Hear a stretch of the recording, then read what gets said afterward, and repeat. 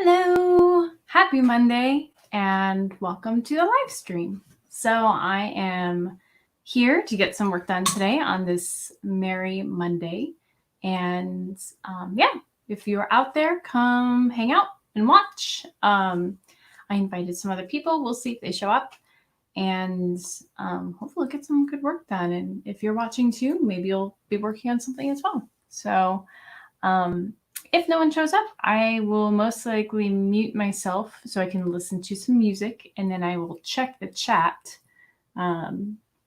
intermittently because mostly I need to be in that deep work in order to get some good stuff done. So yes, so today I am doing more revisions, and I'm going to be focusing on a couple pages and trying to make some improvements. So we'll see where it goes. So come hang out, and I might get a banner going just in case I don't see people and if they are in the chat.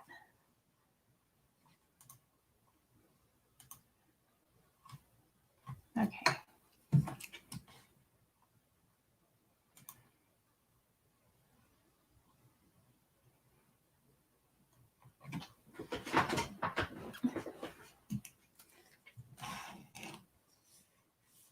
Okay.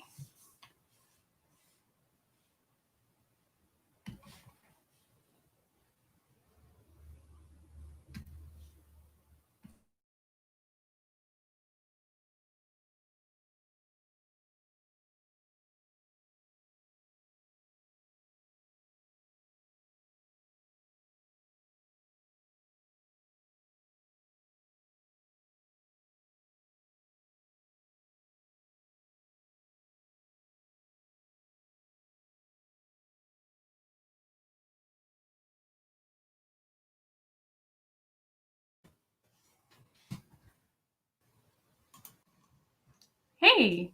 Whoa, what's up? Hey, look, it's a live stream.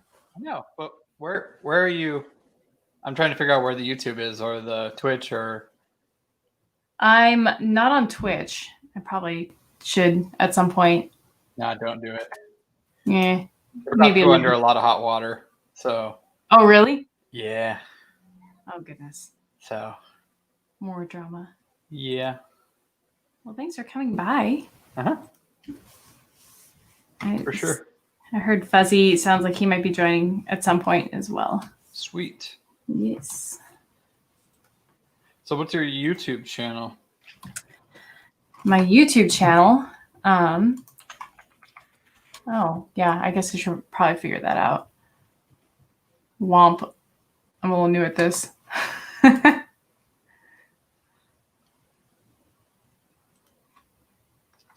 I guess it's just Jessica Vanderpool.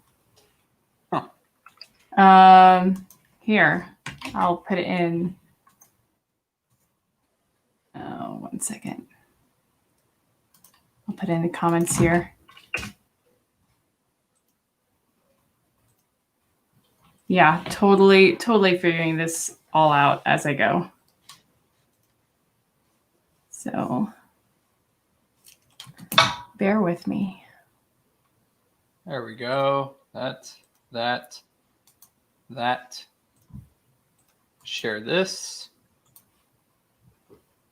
Share to the Twitter streams. Yay. To the Twitterverse. This. Oh, hello, there it is.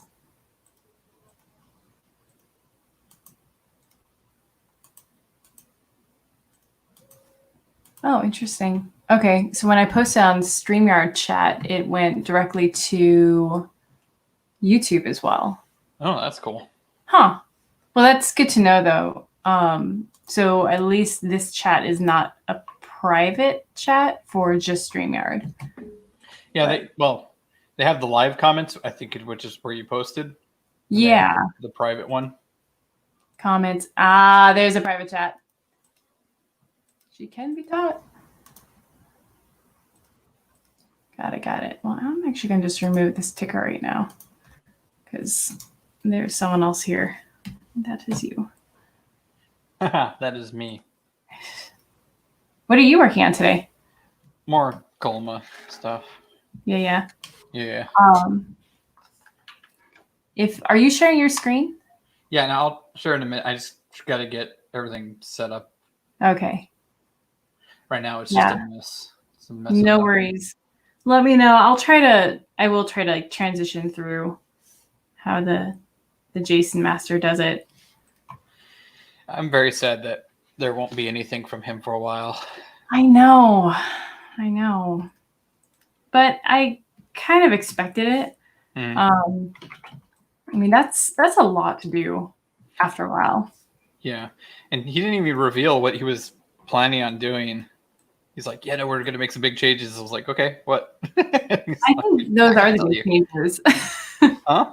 I think those are the big changes, is that the fact that he's looking to do more videos that are less filler content and more like whatever you do, it's really like a high quality, pour your heart into it production. Oh, okay.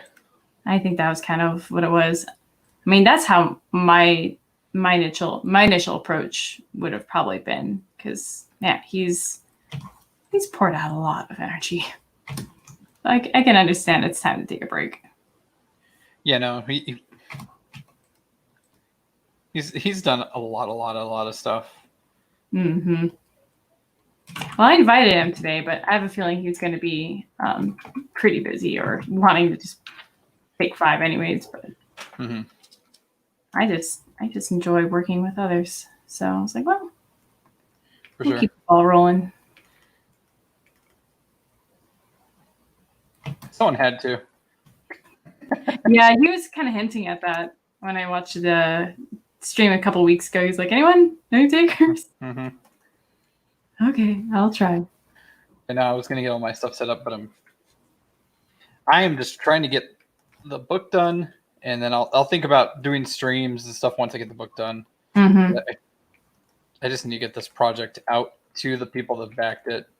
You know, that's like my thing. I wake up every morning and I'm like, oh God, I gotta get this stuff done, because people have bought this. People have given me their money and they demand a product, and I gotta deliver on this. I have like one chance to impress everybody, you know. Yeah. So this I'm like, is your first Kickstarter or Indiegogo? Which one is it? This is actually, I've done a few Indiegogos and Kickstarters, but this is like the first comic that I'm doing by myself and completely going rogue, and everything is on me. Because everything I've usually done has been kind of like a collaborative effort with other people. You know? Yeah. Usually I'm not the one running the actual Kickstarter. I'm just kind of promoting it. You know? Wow. Yeah, exactly. So it's like, you know, this is my first time I'm branching out and doing it. Everything is on me. You know, the fan base is my, huh? Oh, I was just going to ask, are you fulfilling the shipping yourself? Yeah. But the thing is, it's not that bad, because I haven't even hit 200 people yet. Okay. So it's not terrible. And I was helping my sister run an Etsy store once a couple of years back. And we were fulfilling orders, and she was getting like 100. She was getting like 50 or 60 orders a week. Whoa. Yeah, because what she did was she built these boxes that were themed boxes that were like for rings and jewelry and things like that. And so, and she would, around the holidays, she would get really, really busy. So one holiday I helped her out, and we were, you know, like cramming out orders like super fast, and it was just 2 of us. So that's a lot of work. Yeah, and so yeah, she would have like 1,000 orders in a month, and we'd get it all out. So, you know, if someone could do that, then I'm like, yeah, this isn't too bad. This isn't too bad. When I'm, you know, yeah, I think I have like 170, and 50 of them are digital, so I just have to email them. Oh, that's good. Yeah, so thank goodness for digital orders. Woohoo! It helps balance out like the shipping for the physical orders, because shipping's big. Yeah, That seems kind of like the headache. Yeah. The pivotal headache point. When's your fulfillment date? My fulfillment date was supposed to be last month, but with everything going on, everything kind of got delayed because my original printer that I had set up, I had it kind of fell into a similar situation with Jason. How Jason was, except his was like the fulfillment company, wasn't like kind of like backed out on their deals. I had actually a deal with a printer, and they were offering to print my project for less than, like, they gave me a really good deal because apparently like they were, kind of struggling with everything going on. And they needed orders. They were like, we'll print your thing and we'll give you like this kind of chunk of a discount. I was like, okay, cool. And then they kind of notified me like, no, we're not going to do that. So I was like, well, I'm not going to print with you then. Yep. You lose my business then. So I had to go find a new printer, and then some of the things I ordered as far as packaging stuff didn't come in, and I had to reorder that stuff, and then it got lost again, and it's just been a pain in the butt to try to get all the materials I need. I was just super happy that the prints I ordered came in and they were perfect. That's right. I remember you showing us those prints. Yeah, that was the one thing that was like, oh, thank goodness. Yeah. One thing worked. Yeah. At least one thing did. One thing that didn't. The most important thing. Yeah, the actual products and stuff. Yeah. So trying to get that stuff.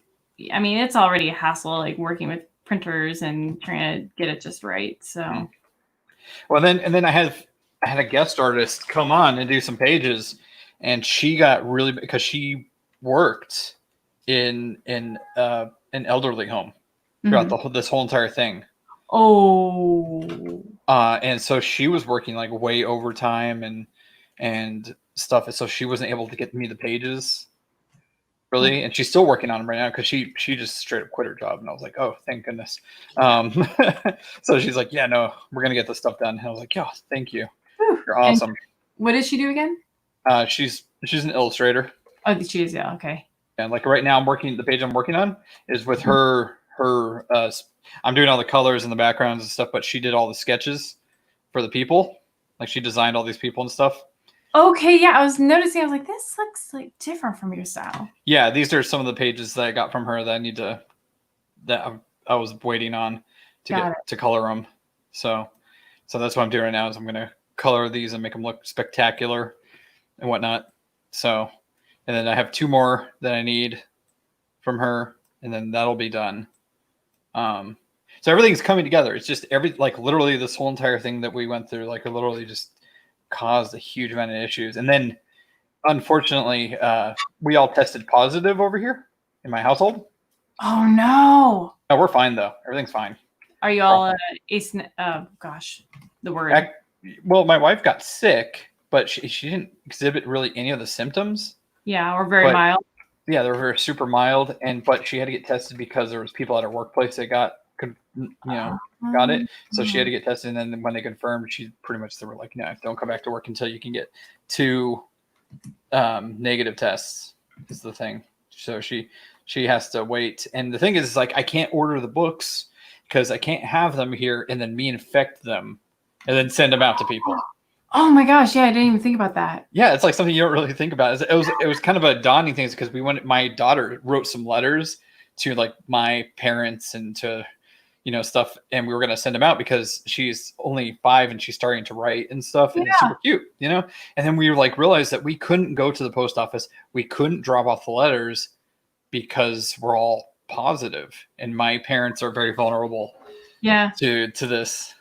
And I was like, oh no. And then I realized, like, oh no, I can't even order the printing until like next month because this whole entire area needs to be clear. I can't have it in here and then start sending out stuff. Oh my gosh. Wow. Yeah. Well, crap. Yeah. Yeah, no, everything. It's been one thing after another. I'm like, oh my gosh, what the frick? Right? I just can't get this thing out. I just want to finish it. What do you guys like? So obviously you're probably like under a quarantine or something. Yeah, not leaving the house and whatnot. Are they? How are you getting, food or Well, I mean, well, we have family that lives around us. So what we did was we would go on to like the store because they would have like they'd let you drop it off. Like I forgot my mic. I'm sorry if I was quiet. My mic was like way over there. you Is this better? Oh yeah, you're fine the whole time. Oh, okay. But we just order like from like Walmart pickup or something, and then we'd put it under one of our family names, and they'd go and pick it up, all the groceries, and then they would leave it in front of our door and let us know when they leave, and then we'd go out and get it. So it's not a big issue. Yeah, it's definitely workable, but yeah, like surreal. I can't imagine trying to do this like 20 years ago when we didn't have any of these accesses to certain things, trying to quarantine stuff. Yeah, I was thinking of that a lot too, and just, I mean, not much has changed, at least in my realm of art. It's kind of like, oh, well, back to it. But I mean, having the ability to virtually communicate, 20 years ago would have been a whole different tune. Wow. But it's weird. It's weird when they're like, you get the test and you're positive, and you're like, what? What? It sounds like it's the plot of some movie. Like, I am not a zombie. I swear. Yeah. I'm still fine. Yeah, and it's kind of, at first you don't want to tell people because you're like, I don't want people to treat me all weird, especially since I don't feel anything, Yeah. But weird. But the thing is that you need to tell people because it's important to not spread it. My word. We wonder, my in-laws for a while, they were kind of wondering if my father-in-law had caught it, because back in like January, before people really knew what was going on, because he had like terrible symptoms and just was like coughing up a storm, and they were just now looking at each other being like, I wonder. You just don't know. Man, yeah. How does your wife work? Was it? She works at a bank. Yeah, well. Oh, I don't know if she got it from like a member or from one of the other people, because the other people were reported at a different branch than she worked at that they were positive, but those people they kind of will jump around branches based on who needs help. Right. Yeah. So it's kind of all intermixed and whatnot, and then on money you don't even think about it, but like, imagine how many people that have it that handle cash, and then they go to your bank and then they hand you cash. Yeah. And then all of a sudden, then you don't even realize you like have it on your hands, and you rub your nose or something, and then all of a sudden you have it. Yep. So it's yeah. And that's a crazy thing about this whole thing, is just how it spreads, and it's so it's just not entirely predictable at all. Not even a little bit. Mm-mm. The thing is, though, is like everybody's going to get it at some point, pretty much. That's I'm wondering, is like, when are we, like, what's the timeline on this thing? I mean, I know that at some point, hopefully, we'll get a vaccine. I keep saying, like, I want a vaccine for Christmas. That's all I want for Christmas. I'll take it early. But... Yeah. Well, they're starting trials on people this month or next month. Actual trials, and it's a big one. It's like 10,000 people. Oh wow! So they're doing that, and if that goes well, then probably we'll have a vaccine for Christmas. Hopefully. So, but, I know that they had done a little bit of trials on like someone in Seattle was volunteering, but I don't. Maybe that was for something else. I don't know. Yeah. So. And then there's all those brave souls that went out and did herd immunity over the past month. So, yeah, right. Yeah. So Texas is still. Are you guys kind of shutting down again? Because I know. Yeah, no, it spiked really hard in Houston. Okay. We're like top 3 in the nation Okay. where it spiked. We didn't go back to shutdown. We just started enforcing masks. Okay. Yep. So, That's because happening. we were like, no, we're not going to do that. if you're vulnerable, then you can quarantine, but the rest of us need to keep things going. Yeah. Because most of it's like what happened with mine, which is no one really got sick. We know we have it, but nothing happened. Like if we had never gotten tested, we'd never know. Yep. Life would have gone on. So. Yeah, that's pretty much what's happening here in Florida. Is everyone is required to wear a mask inside buildings. Mm-hmm. So it's honestly it's not too bad. It just makes grocery shopping that much more annoying because there's like a bunch of people and they're like standing right next to you. And I don't know, at least for me, it's just you're so aware of it. You're like, oh, okay, please don't stand there too close. I'm not even worried about people being too close to me. I just don't like that. That if you don't have one of the parts of the pieces, people like villainize you. You know what I mean? Yeah, and everyone has such a different metric too. Yeah. It's really fascinating. It's a fascinating social study. Because for me personally, actually, I don't like wearing the mask if I don't have to. Like if there's my grocery stores still actually say like they recommend you do, but they don't say like you have to. Okay. So I didn't for a long time. I'd never wear a mask. And then I would just get the dirtiest looks from everybody around me, you know? And I'm like, what, you live in fear? I'm not going to live in fear. What are you doing? You know? And, but now I have to. I don't have a choice because I have it. It's like, yeah. You've been marked. Exactly. So it's like now I have to. And it's not for my safety. It's for everybody else's. Yeah. So. That's true. I remember living in Japan, it was so common to see everyone, like not everyone, but a lot of people wear masks, and especially in the winter when colds were going around. And so I kind of got a little bit more in the habit of that. But now, never in a million years would have I seen this happening. Yeah. But yeah, I miss 2019. Everybody was saying, I can't wait for 2019 to be over. Right. And now I'm going, I miss it. Can we get a refund? Yeah. Well, we did our 3-month trial. A refund would be nice. Yeah. Yeesh. Yeah, 2019 was actually just a really hard year because we were just recently moved and trying to develop community and trying to put our roots down here. And so we're like, oh my gosh, 2020, can't wait. Yeah. Jokes on us. Yep. Same here. I just moved to Texas in the first, like literally 2019, January 1st was the first day I moved to Texas.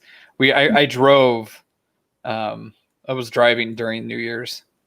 Oh gosh, that's not fun. It was actually pretty cool because it's amazing how many fireworks you can see while you're driving. So it's like it was actually really cool to have like a fireworks show while you're driving. So it could be really fun. Yeah, so it wasn't too bad. It's just it was kind of just nerve-wracking that I was literally dropping everything in my whole entire life that I had before and just moving somewhere else with no guarantees. Because we literally just got up and left. We were just like, we're done being here. You were where again? In Albuquerque, Mexico. That's right. So, I know what that's like to drop everything and like, okay, we're moving. Yeah, we're moving. Bye. Well, I guess we get a bit of a heads up, a very little bit. But I miss having the say in where we get to go. Yeah. That's nice. So you said your husband's in the military. What, like, is he? He's Air Force. Air Force. Okay. Yep, and he's a communications officer. So, cool. And he's really good at helping people communicate. So yeah, he's been in 11 years actually. So we are technically at our halfway point. But it's been really neat to be able to see new places that we've never really have thought to move. So that's really neat. I think it's just tricky because I love Washington State, and I really do miss living there. And of course, family is there, and so it's frustrating because we can only come back every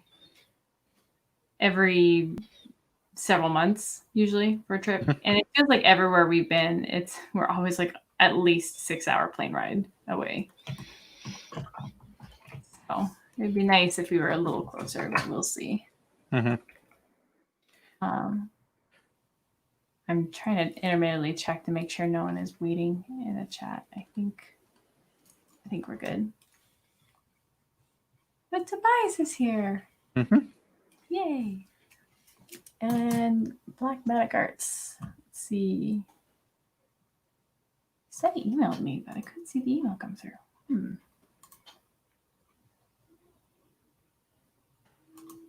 That's Craig, right? Okay. But I couldn't find his contact information, so I was like, contact me.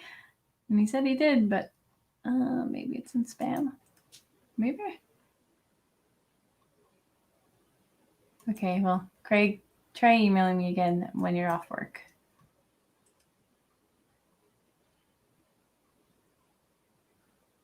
Okay, maybe it's still coming through. Figuring this thing out. Definitely not as cool as Jason with his intro music and all that. It's overrated. Just kidding. And we just mean to make you some. Right? I know. We'll get Craig and he'll think of something, and we'll all need to say something controversial, Yep, exactly. So I can put it in the song. Perfect. Now we have a song. I was so frustrated. It wasn't until really recently, after all the live streams, I was like, wait, it dawned on me. It's like, I can't listen to music. I can't accompany anything with music that is copyrighted. It's just frustrating because there's a lot of good music. I would be like, this would be perfect. Yeah. It's not like the good old days. Like, yeah. I think it was 6 years ago. I used to do Twitch a lot. Now do painting streams. Yeah. And you could listen to whatever you want. It didn't matter. What they would do afterwards, after your stream, though, is that any part that was copyrighted, it would just mute that part of the playback. Oh. So you could upload those videos, and I often would, but I would shrink them down. I would time elapse them, so a 4-hour stream became 10 minutes. Okay, yeah. And then I would put like some non-copyrighted music over it, so people could watch the speed painting and stuff, and or the time lapse painting, and then add my own music. But during the stream, you wouldn't get taken down. It's not like it wasn't like YouTube will instantly take you down, or Facebook will if you have copyrighted music playing in the background. Well, shoot, yeah. What you might want to do is just contact some of your favorite bands and say like, hey, I stream, and can I have permission to listen to your music while I stream? I kind of thought of that. I mean, a lot of the bands that I like to listen to are not really very well known, so I probably could get through to them. I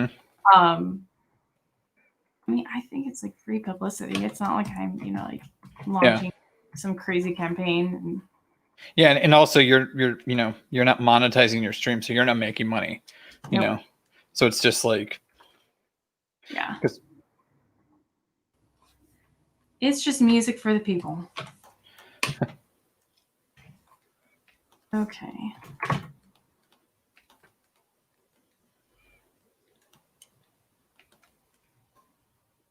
Tobias says, I have Ableton Live 10 Lite and Reaper. I'm not quite sure what that is.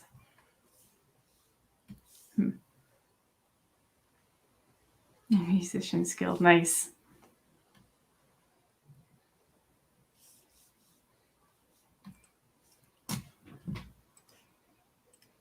I'm looking it up. Ableton Live 10 and Reaper. That sounds like something techie. I'm curious to see what state Fuzzy's going to be in if he does actually join. Mm-hmm. He's wrapping up his thing in like a day. Oh yeah, that's right. Huh? Oh, also, I'm wrapping up Goma.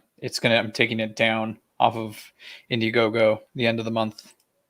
I feel very terrible, and I'm sorry I've hardly asked any questions. I've been pretty focused on my own stuff. But how long has it been up? Is this like the last few days, or is it over? It's about to be over. Okay. It's like, yeah, I think I did the campaign in March. Okay. Yeah, no, it did March, and then it's been in demand since then while I've been putting all the pieces together. But there's something I'm doing that's really special. So I need to close it so no one else can back it, so I can confirm that these are the people that backed it, have all the names. Because those people are going to be put in a very special place in the book. Oh, okay. So I'm doing something really cool, but I need to make sure that it's finalized. So I have to close it. And I thought that at the end of this month would be a good time to close it, because then it kind of makes it's now like, okay, now it's closed. Now I have to get this thing made. I can no longer linger on it, as far as certain things. But then I have to get tested. And once we're all clear, we're going to bleach the crap out of the apartment. Then I'll order the books. Then I'll order the books, and then they can come and be in a good place. And then I got to like set up a clean station where I'm wearing gloves and a mask, putting it all together or something. And I don't know. So you know, I mean, okay, don't quote me on this, but I've heard that usually the virus isn't active or can't live outside of a post for 3 days max. Mm-hmm. So, I mean, if we like go to the store where we're like kind of suspicious, like this has been in the hands of a lot of people, we'll just like set it to the side for a few days. So, if you put a book in a box and it ships and it takes 3 days to get somewhere, it's gonna be fine. Everything should be dead. Everything should be dead. And I think that was like the max. Like I said, don't totally quote me on that. Like make sure you, if anyone, I'm going to send a book to Tobias, and Tobias is going to get it. Exactly. And then Tobias can blame Jessica. And then my station gets shut down. Channel. What happened? Yeah, no. Well, that was like one of my big fears. I was like, oh no, I can't. I don't want to infect all this stuff I have, and I just want it all to stop. It just needs to stop. Can we start saying can't wait for 2021? Oh yeah, I've been saying that since January. Yeah. When all this started, and you started seeing all the propaganda from China and stuff, I was like, oh no, can't wait for 2021. Jeez. I haven't heard anything about the murder hornets lately. No, that was brief, because unlike the virus, there's actually a lot of predators to the murder hornets. Yeah. So it didn't last long. Yeah, we did see those hornets in Japan. So they're like a small hummingbird size. Oh wow. Wow. And I remember one time, I mean, I saw them at least 2 times. My mom was visiting and we were walking along some little path, and it kind of like flew in front of us lazily and then went away, and we're like, ugh. And then the second time I saw it was also in the woods. And a bee is too big, an insect is too big when it hovers down near the leaf litter and the leaf litter starts blowing aside like a little tiny helicopter. Oh man. It's just like, you're too big. You should not be that big. You stay over there. Lose some weight. Yeah, exactly. Like, that was a pretty big leaf that you just blew aside. Ooh. This creeps me out when any sort of bug can be like bigger than like the palm of your hand. Have you seen those those crazy spider crabs that live in that cave, and they grow up to be like a yard in length. The ones you see at like the aquarium with like the really big, crazy legs. Probably that. They look like an alien. Mm-hmm. They look like they shouldn't exist. You just walked up the set of Alien. Mm-hmm. We Florida has some pretty. I like to say Florida is lawless because there's just like crazy animals here, and all that stuff. We have grasshoppers, big bright yellow grasshoppers that are 4 inches, sometimes 5 inches big, long, and they're just beefy grasshoppers, and they'll strip a plant. I killed one yesterday, and I kill it because you can't like smash it because it'll like everywhere. So I just grabbed the garden shears and I cut it in half. Whoa! If I can catch it. So it's like locust size. Ugh. Yeah, bugs. No. That sounds like a horror film. Cut in half with shears. If you think in Japan, they also had some big bugs, and they had giant caterpillars. So it's always somewhere we move, there's like some abnormally big bug. But these caterpillars I even hate them more than the grasshoppers. They were at least like, again, 4 to 5 inches long and almost an inch in diameter. So they were just big, juicy caterpillars, and they would have this horn on their head. And I was barefoot in the garden one day and almost stepped on one with its horn, and they would eat all my plants, like just strip them bare. And so I went around with the garden shears and just cut them in half. Sheesh. Yeah, it was pretty nasty. You can't just squish them. Do you guys have centipedes and stuff in Florida? I have no idea. We have, millipedes. We've had some friends that had problems with that, but they're not like the giant millipedes. Okay. Yeah, no, in Albuquerque, there was these giant centipedes that were pretty common, and those things are terrifying because they grow to like a foot long. What? Yeah, I'm talking. Yeah, they're really long, and they're like a foot long, and they got their. And you're not even scared of them biting you. You're scared of them touching you because they would burrow their little pinchers into your skin. And those things were so gross, like the bacteria that those things would collect, that you could get like necropsy. What is it called?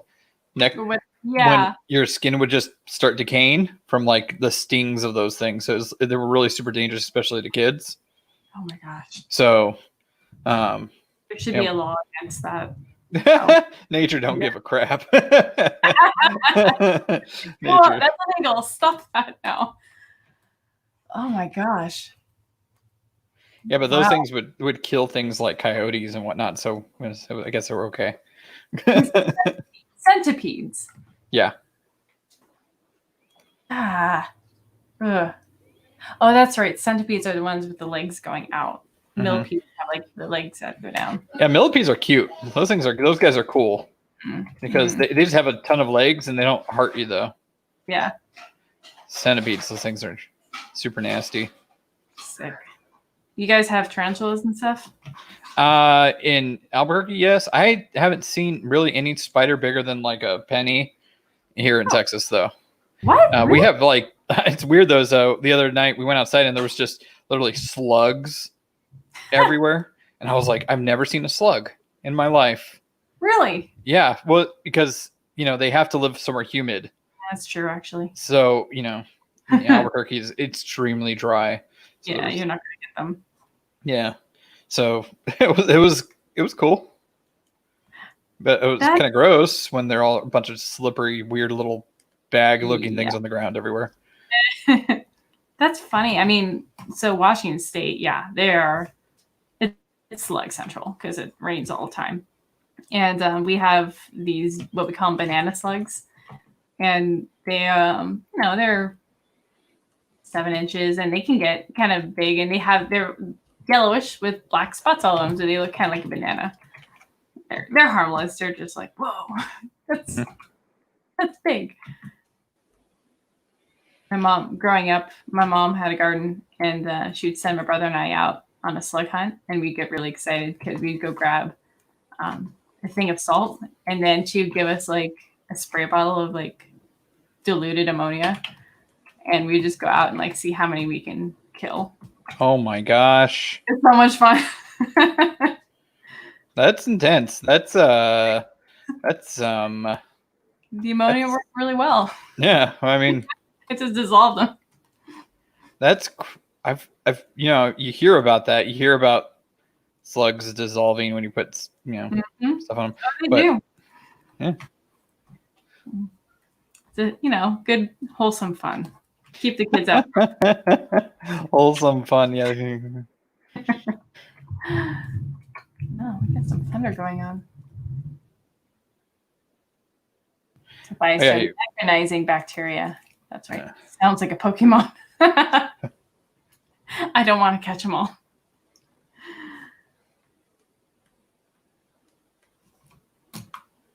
So this is Oh, sorry. Go ahead.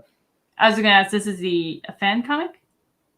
Oh no, it's part of the comic, but this is a flashback scene, and the last time I tried to do a flashback scene, I ended up changing the style of the whole entire book. Oh. So this time I was like, I'm not going to do that. I'm just going to do the flashback scene because I kind of need it, but I'm going to hire someone else so that it's completely different style and it reads how I want it to read, but it doesn't influence me to want to change the whole entire book again. Because I literally was 80 pages in, and then I did this thing. And then I was like, why doesn't the whole book look like this? It would look so much better if it looked the way I'm doing it now. And so I was like, I'm just going to redo everything. What was that thing that you did? Was it like just a main style point? Yeah, no, I'll bring up what it used to look like. Okay. Like with the style I was going. Let's see.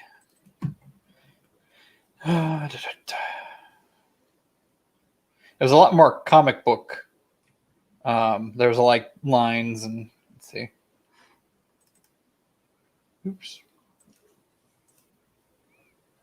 See, it was like. Oops. Oh, interesting. Yeah, it looked more like this originally. And then I did a digital painting version that looked like, like the flashback looked like this. Yeah. And I was like, why am I not just doing the whole book like this? Yes.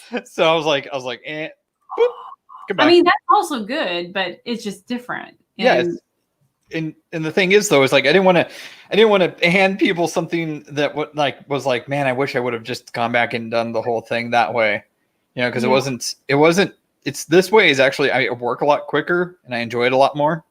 Doing the painting process of doing this way, I enjoyed a lot more than I did doing it because the other way was I would, do a sketch and then I would do like an ink layer and then I would do another ink layer, kind of how you're doing it. It's very like kind of, how a comic usually is. And then the coloring was really, really basic, like, flats.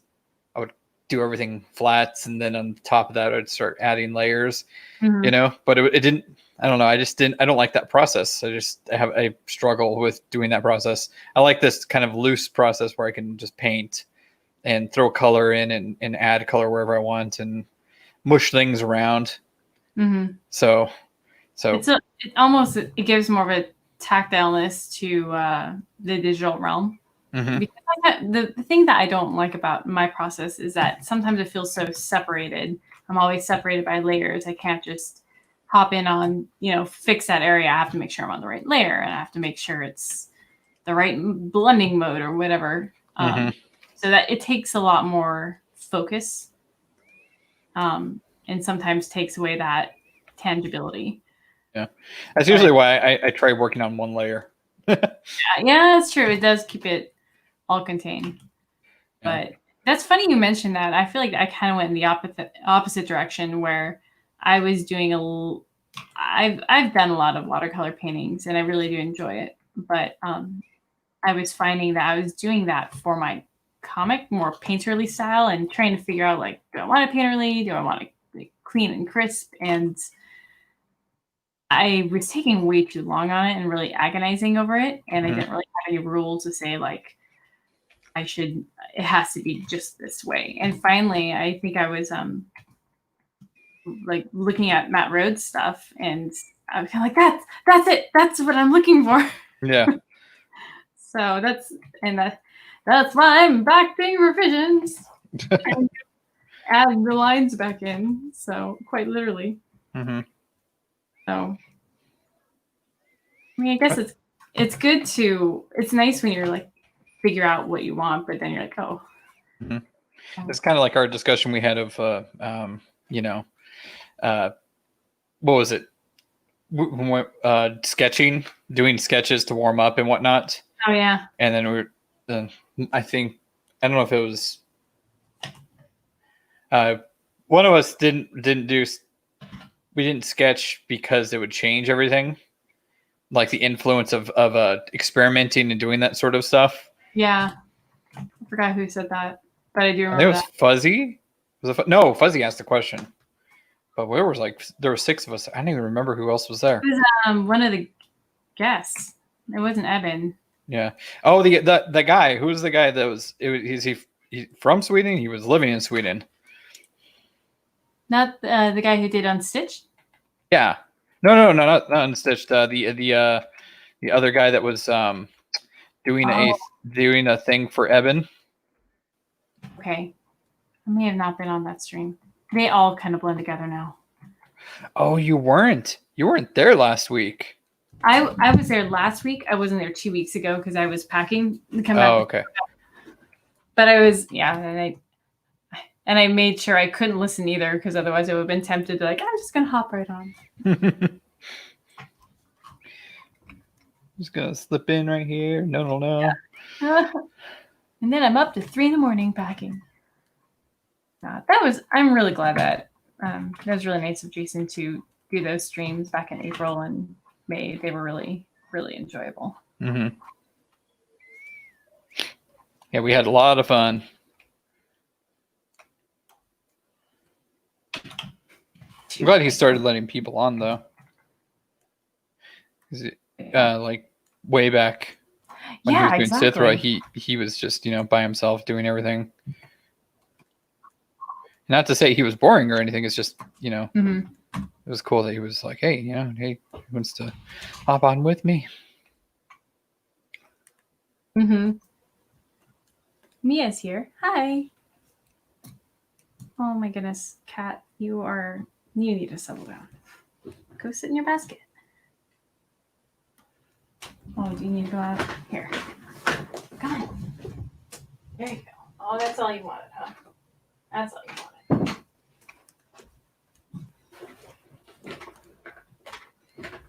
Thank you, Mia.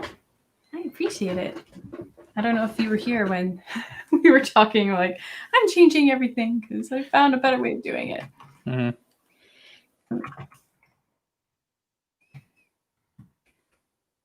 But I'm hoping that now moving forward, now that I kind of have some parameters, I will be able to know when it's done. I think that's the hardest part is I just didn't know when I was done. And now it's kind of like, well, I'm no longer doing a bunch of extra effects. So it'll be done when it hits XYZ. Mm-hmm.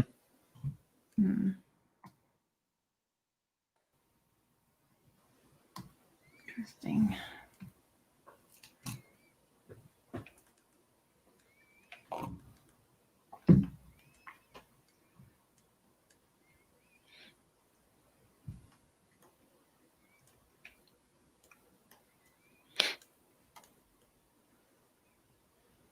I have all the Sweeney Todd songs stuck in my head right now because I was watching it right before I jumped in here. I never watched that one. It's very graphic. I would believe it would be. And there's cannibalism, so you have to be okay with that. I would also believe that because that's kind of the tagline. Yeah. Gosh, when did it come out? Huh? That was a while ago now. That was like 2010, right? No, it was 2018. Oh, really? Yeah, because it's gonna sound bad, but that was kind of my first date with my wife, with Sweeney Todd. Aww. Yeah. So, and that was when we were friends before we were dating, but we were getting to know each other. Yeah. So, um, but yeah, so it's a vivid memory on that one. Those first dates and all those first things are always kind of fun stories that come with them. Mm-hmm. Okay, how do I share a link again? I don't know how. I'll figure it out. I feel like me live streaming is like letting a kid drive a truck. I don't think it's that scary. I just don't know what I'm doing. Okay. Let's see.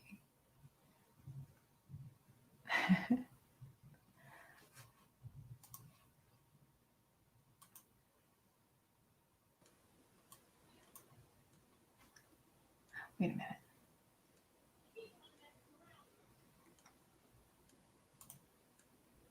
Sounds like my hedgehog is awake. I'm gonna go check. The hedgehog. Oh, here we go. I found it.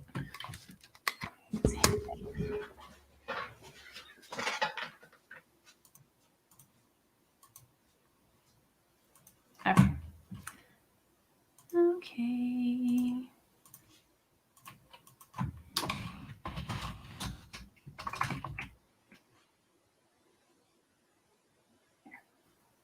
Okay.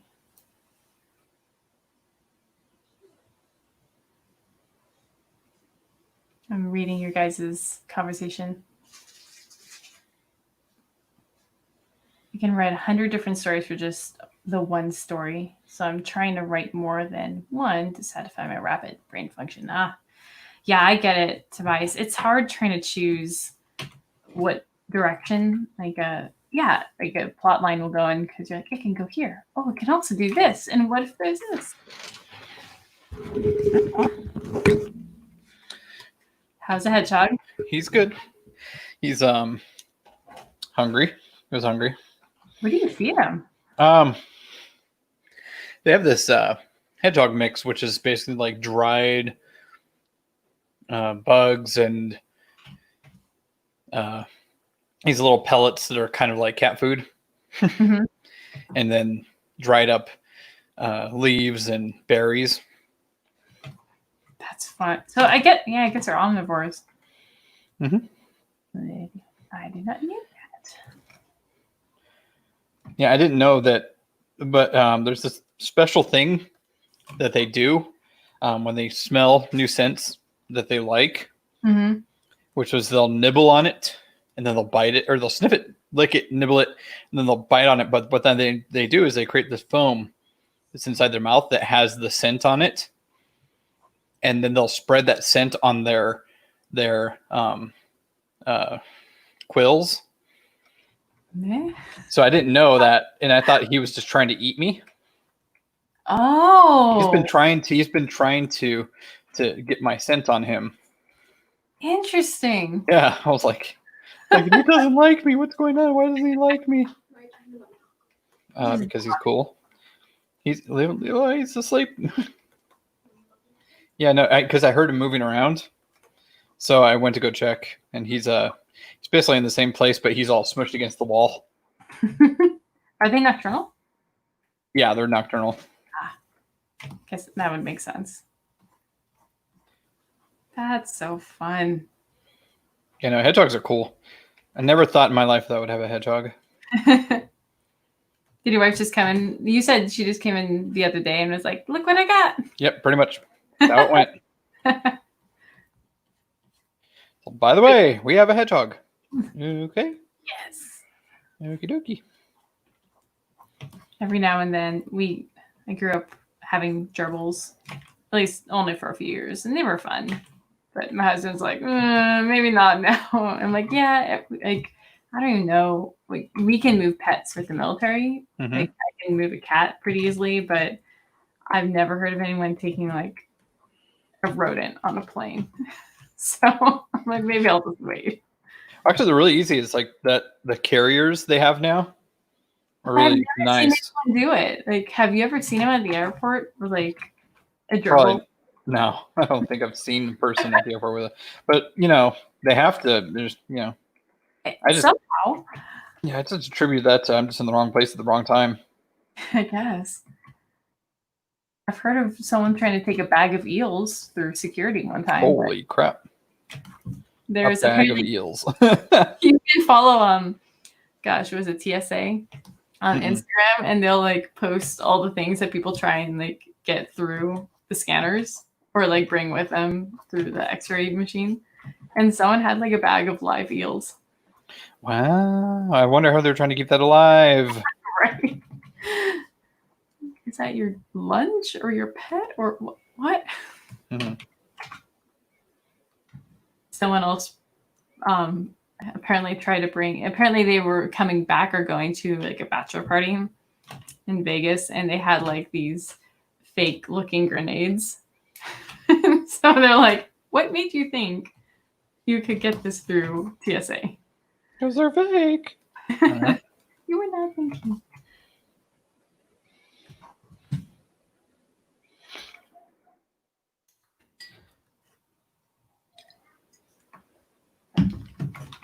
Okay.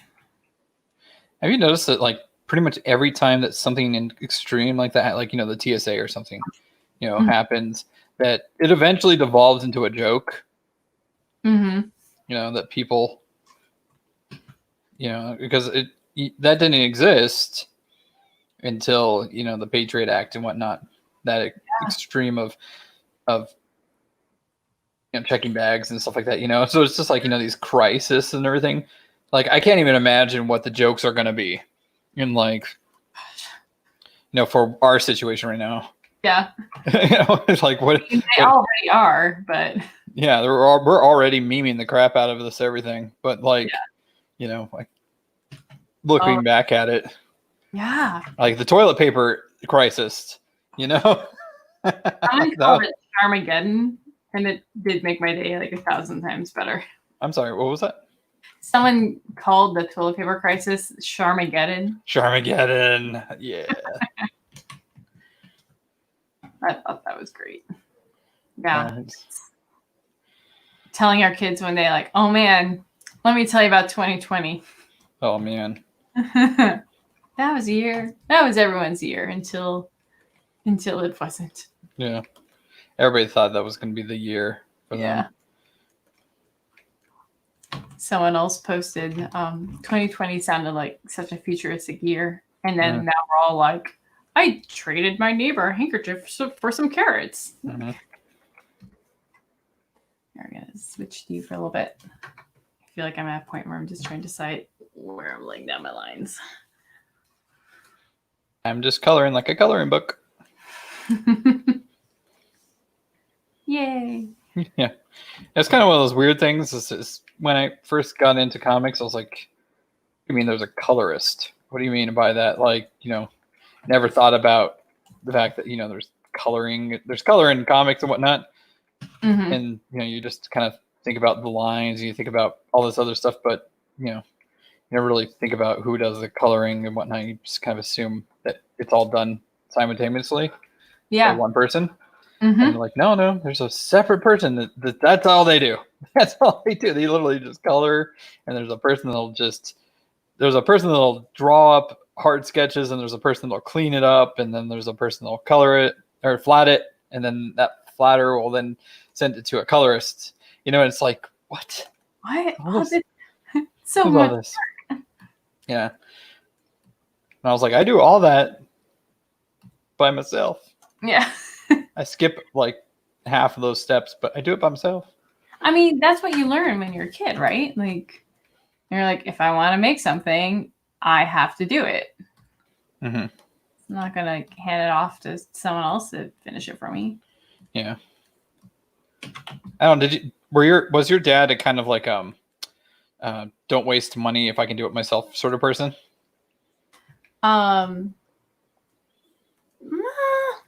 More or less. because that's where my dad was. My dad was super frugal. Yeah. So he was like, "What? It's broken." Like when I had my first car, when I had my first car, especially, I was like, "Oh, it's broken. No, yeah, we're gonna fix it. We're gonna get down and dirty, and we're gonna fix it. They'll take apart the whole entire engine." Yeah. You know. Cody, excuse me, my husband is a little bit like that too. He's like, yeah, we can fix it. We can do that. I think maybe I'm a little bit more like, it's pretty broke, or I don't know. It's hit or miss. But and for me, like, I mean, at least growing up, it was all kind of like I would do everything when it come to making stuff. It's kind of like, well, and I'm still a little bit in that mindset as well. And it's kind of like, oh, I guess I could hire someone to help me with this or this, but I'm not there yet. And I don't trust someone else to do it like I can. At least not yet. Oh my gosh, I have way too many layers going on here. I'm coming back into this page that I've not done for a while or not worked on. And it's kind of like, what layer is that? What was I thinking? What was I working on? Revisions are less than fun. Mm-hmm. Oh, I forgot about that. Just throw out all the layers, just meld it down to one and draw over it. Getting to that point. Yeah, it causes a lot of anxiety when I tell people to do that. Hey, clean slate sometimes is like, okay, you know what? Oh my goodness, I put those on 2 separate layers. Wow, we're just going to do that. I'm redoing it anyways. And we're going to redo that.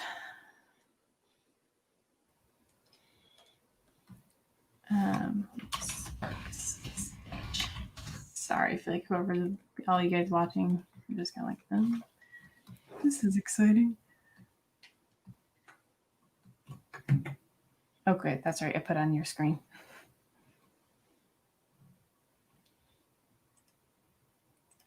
Oh, Mia, you haven't done color for comics? I thought you had. A whole new world.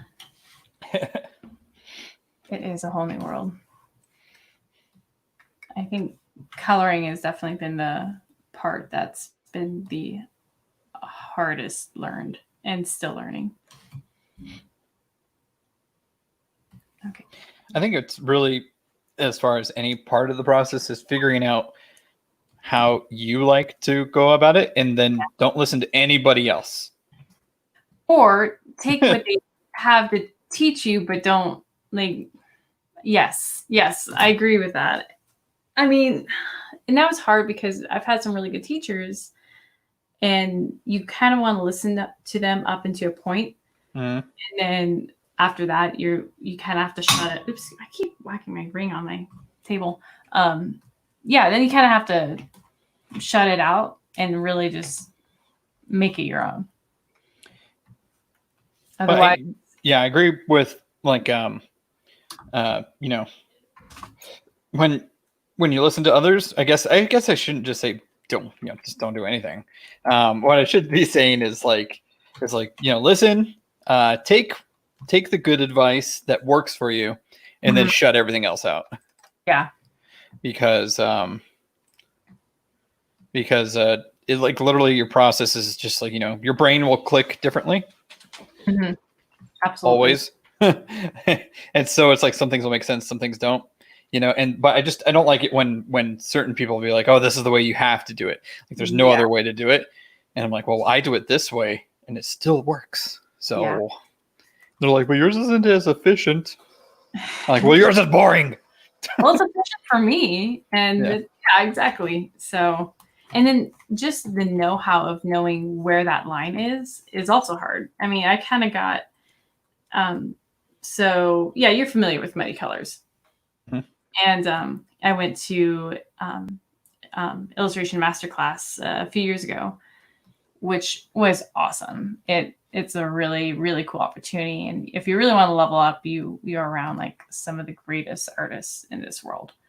But it's also, it tends to be more of a focus on realistic painting. So you would really benefit from it. Mm-hmm. but it took me a while to realize that I did a lot of painting and I was kind of like doing oil painting for fun, but after a while I was like, but this is not my main focus or my main goal. So yeah, it just took me a while to realize I was like, oh, just because I can do it doesn't mean that that's what I should be doing right now for my own personal goals. So it took me a while to actually realize that. Yeah. And I kind of describe artists, like especially people that you find kind of more mentors to you or people you admire, or just anyone. Like artists are kind of like magnets. Like the more you hang around with them, it's kind of easy to start adopting certain techniques or skills that they exhibit, which is good for learning, but you kind of have to be aware of making sure they still align with your own goals. Yeah. That's hard. Jason. I know. I thought this was like super cool meeting. This is, it's been really interesting. Jason allowing this community to start forming, like of artists, And I don't want to say like specifically under his banner or anything, but it's just like he's able to bring in a lot of people that have been either following him for a really long time, or he's known throughout the industry and stuff. It's like I would have never met you or Fuzzy or Mia or Tobias or anybody if it weren't for Jason doing this thing. Yeah. And it's just been super, super, super neat to find a community that's really cool. Touching words. But true. Get emotional. I think it's cool because it's not like, oh crap. Hi. I was waiting for that. Oh, crap, he came in and I said something nice about him. Dang it. He heard me. Uh-oh. I think it's cool because it's not like, I don't know how to put this. It's not politically affiliated or anything. Like he brought people together just as like this sort of like we're just a group of artists being nice to each other. Yeah. Trying to get some stuff done, and similar values and communication, and I wholeheartedly agree. I mean, it's really this. I mean, Jason can speak for himself, but it just needs to be what appears to be under the mindset of like, let's just work together and chat and hang out and make some good connections. I miss going back to just talking about art schooling. I actually really enjoyed my experience in college and the art program I went through. I just went to a small liberal arts college, but it was a really cool little community. I had not seen that for over 10 years until finally, like, this reminds me of the closest of what that was. But this is different and unique in itself. It's nice to have, like-minded people around, or shoot some ideas off or ask for help. Or it's art. Doing comics is a rather isolating profession, which I am still an introvert, so I don't mind working on art a lot, but every now and then it's just nice to talk to people who understand what you're trying to portray. Okay, so when you were in college and whatnot, this is kind of to everybody, were you an extrovert or an introvert? Because it feels like I was a super extrovert when I was in college, but once I started actually working in my profession, I became an introvert. I was unquestionably an extrovert, and so much so that I started multiple organizations so that I could hang out with people while I drew. Really? We had an art group in when I was living in Central Illinois. We just called it art group, but it was through my church, and it was a bunch of us would get together and just draw and talk. And awesome. and that, let's see.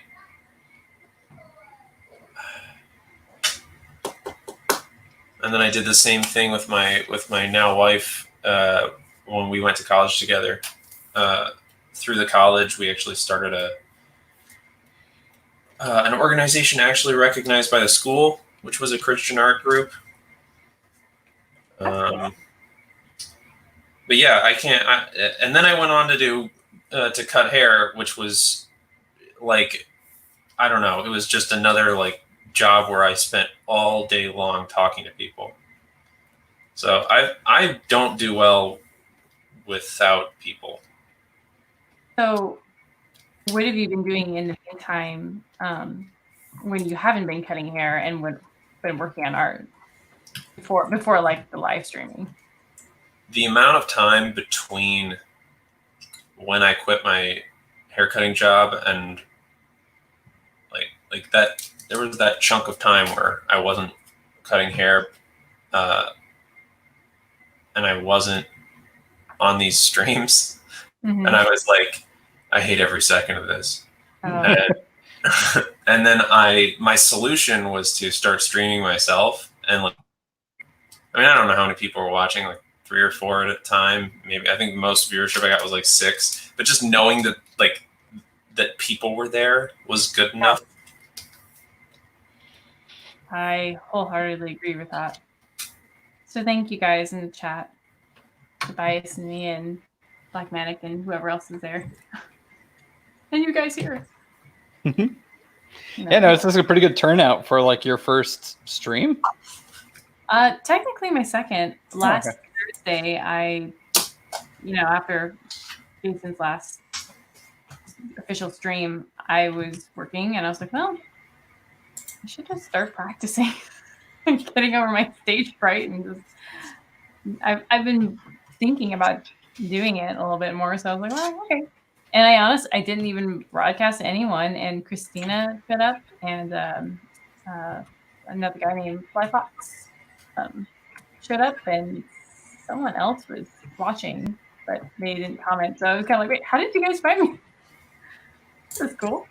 They just know.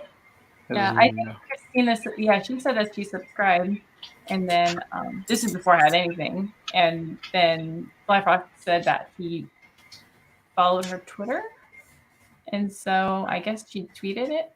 I'm like, I have no idea how word gets out, but it was nice to have people there. Mm-hmm. How word gets out, but.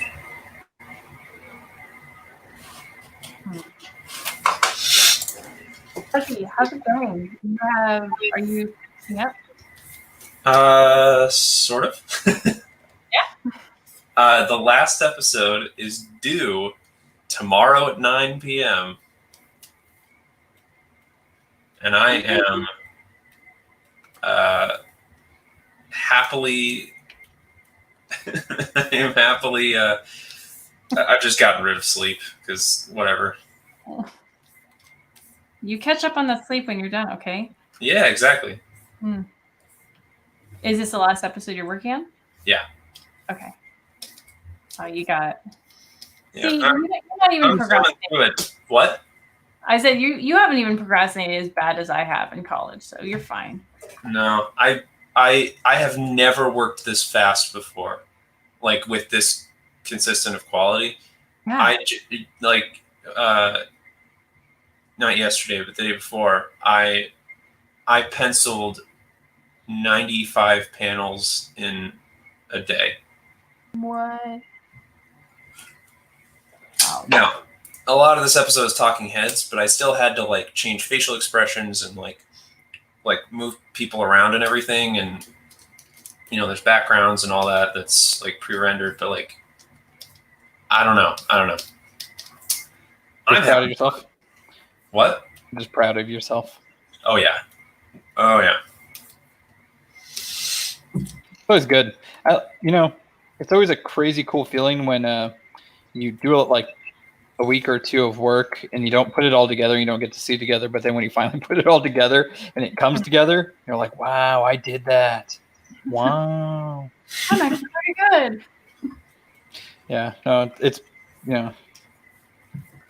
It's a good feeling. Oh my Yeah, gosh! really And my wife is doing her own art adventure right now. She's off at her parents, letting them watch our kid while she has the chance to work on her paintings, and which means I'm alone in the house, right?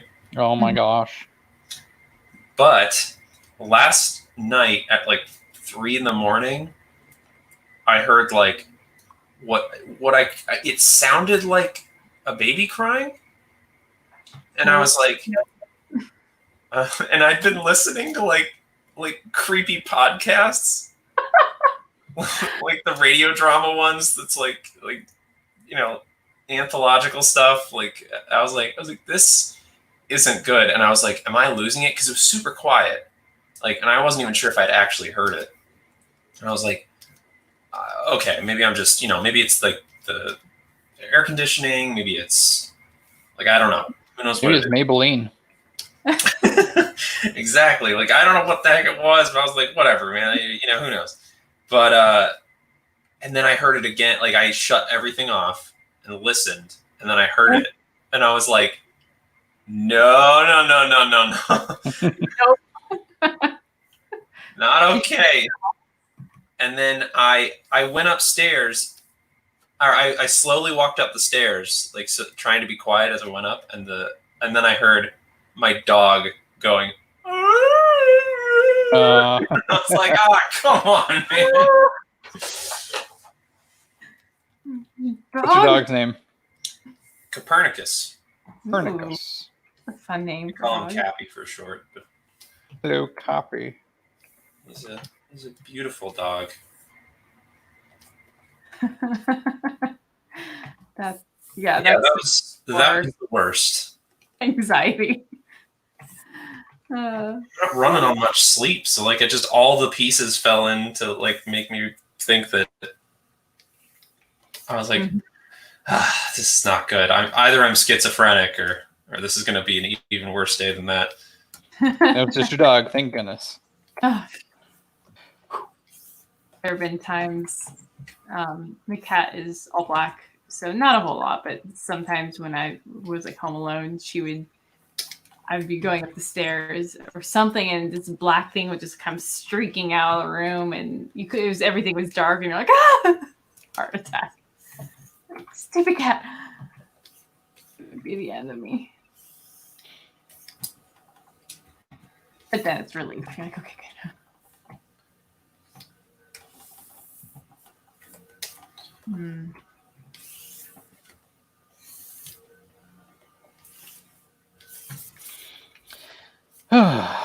Pets. Am I right?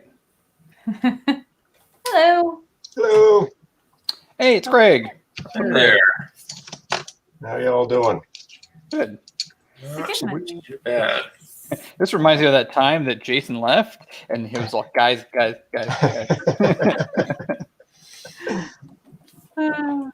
Right, that's true.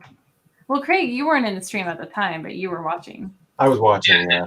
You're the. Am I wrong? You're the one that mixed the original track, or was that? Yeah, I did the original mix. I just pulled all the sounds out of the stream and just put some really simple chords to it, and then Jason took it from there. That was fun. I feel like we're talking about it like it was like 10 years ago. Like, remember that time, guys? Memories. Oh, those were the days. Yeah. Well, sorry I couldn't get your email the first time. I'm glad it came through. It's fine. Got lost in the void. Happens. Oh my goodness, I do not know what I'm doing on this page. You sometimes are drawing and then you just kind of keep doing like over drawing, and I should probably just actually wrap this up. Okay.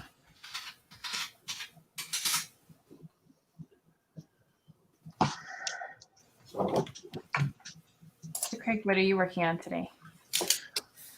I'm hopefully just wrapping up this cityscape. I'll over you for a little bit. I was in the middle of it, and I was feeling like one of the streams you were on where you were doing all the clouds. You were saying it was fun at first. Mm-hmm. It'll look great. I know it's gonna look great when it's done, but Why did I decide to make most of the buildings somewhat pyramid shaped? Oh. Pyramids and globes. Have fun putting all that in perspective. Mm-hmm. That's what I discovered. Yeah, right. Looks good. I really like that. Looks like a pyramid or a ziggurat, whatever it's called in the middle. Is that what it's? Yeah. I don't know. Sort of a Mayan kind of inspired thing. So. But I decided halfway through, okay, I'm putting some rectangular buildings in here because this is just getting crazy. Time for some filler. Yeah. All in all, I think it'll be worth it. Well, I think. It does. It's putting in the legwork to make it good. I tell you, it really makes you appreciate when you look at a comic and you see these expansive scenes, how much effort goes into them. You know. Gosh. Mm-hmm. Who was the gentleman that was on Jason's stream that was doing all the chain mail in the big fight scene? Was that Mike? Oh yeah. I think Yep, so, that was yeah. Mike. Yeah. Oh, well, I can't even imagine. What's his last name? I feel stupid. I've just been calling him Mike for so long now that I don't remember his last name anymore. His last name is Miller. Right. Mike Miller. I know his YouTube channel and everything. I just forgot his actual last name. Are you going to be available next week since everything's going to be done? You know what? I might be. I don't know because it's not as like once this is done, it's going to be like okay, now I have to let my wife be an artist. So it's a little more. Her turn. Tag. And we've got the kids, so like it's not as Yeah, dang kid. cut and dry. Get a hedgehog. You got a hedgehog, man. Super easy. We got rid of our chinchillas because it was too much to have all of them. Oh no. We had Hedgehogs are super easy though. Hedgehogs literally they pretty much take care of themselves. well, so do chinchillas, but it wasn't a matter of like they're easy. It was more like we know that they're miserable because we don't have time for them. And they're like indigenous to the like they're in the wild. They're indigenous to like the mountains. Ooh. Hope everybody's okay. But they're like I don't know how to like their closest relative is a pika. Does anybody know what a pika is? Yeah. They're like yay-sized rodents that can jump like 6-7 feet in the air, sometimes 10 if they're healthy, you know, like super healthy. Ooh. And they run at like top speed. They love it. They love running around, and chinchillas bounce off the walls, and I don't mean that in like they actually look like they're bouncing off the walls. They'll run up and do like a triangle jump off the wall. And it was just kind of depressing because we were realizing that we just didn't have time for them to like let them out of their cage and for them to do that stuff. And so we were like, as sad as it makes us, we gotta let these guys move on, you know? Yeah, that's hard. I mean, we had weird reverb. We knew some neighbors when we lived in Japan. We had to live on base, and so the housing isn't that big there. I mean, anywhere in Japan, it's pretty small. But I felt bad for our neighbors. They had a very small apartment townhouse sort of deal, and 2 giant huskies. Oh man, lived with them, and I mean, like they take up the size of an adult human, and like they had a tiny little yard that they could kind of turn around in, but yeah, there's a dog park, but it's just not a lot of space. So. That's a working breed too. They need to do something. Yeah, they're super hyper. Yeah, I would go watch them every now and then. I'd play with them and the laser pointer in this like a little tiny circle, and they spin around in the living room. And like, you need a yard. You're too big for this. You guys, one second. I'm gonna go grab some more water. So I don't see anyone else waiting to get in. So I'm gonna go do that. Be right back.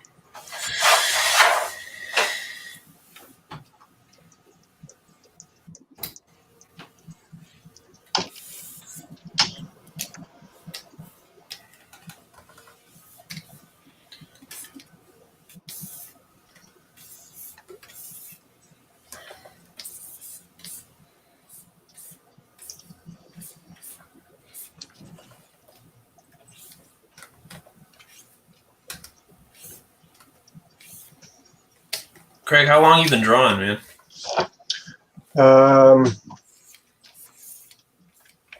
I used to draw a long time ago. I drew all through my youth. I drew into my early 20s, and then I just stopped for some reason.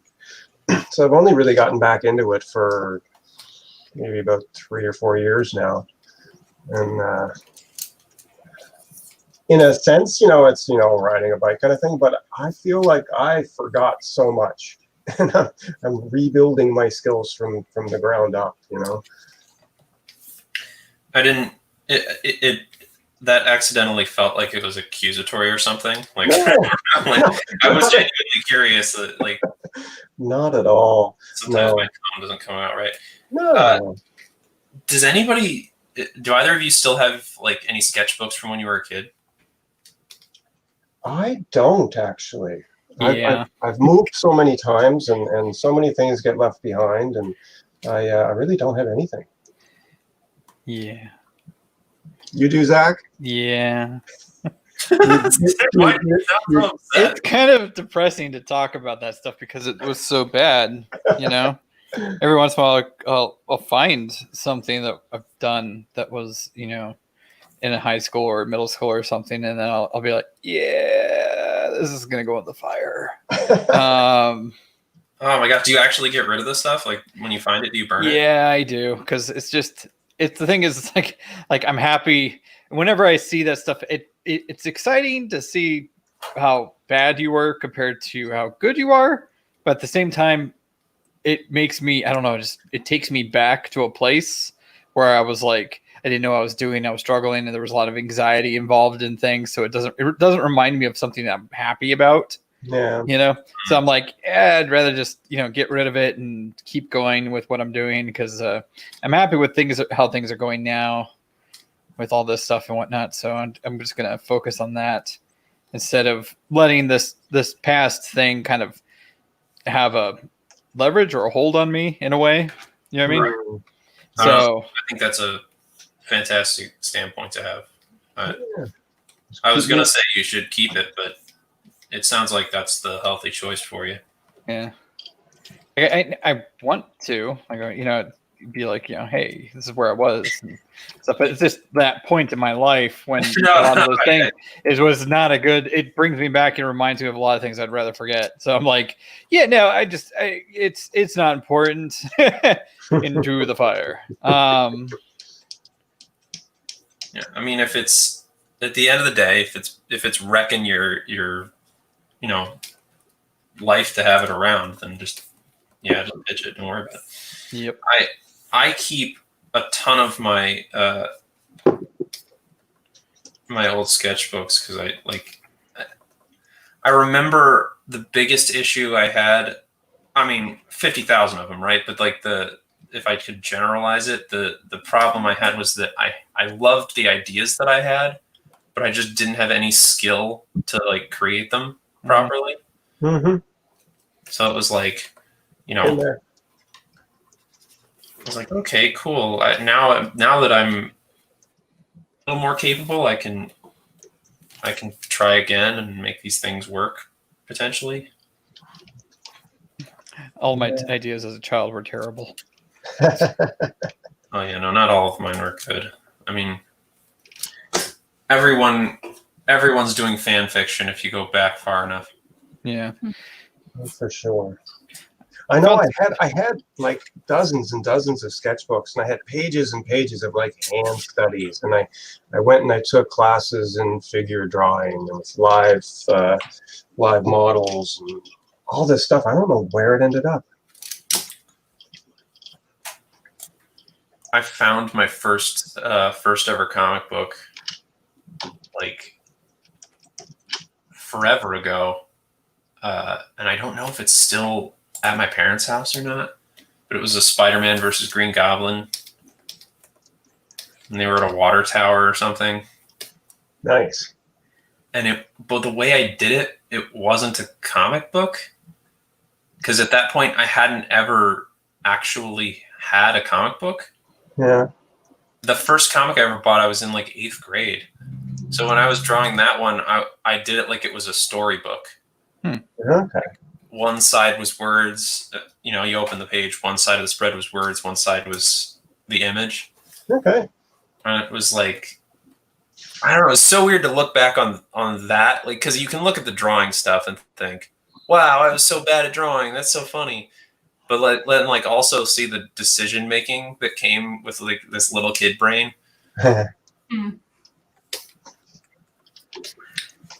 How old were you? I believe I was 5. Oh boy. Fine. That's impressive. Mm-hmm.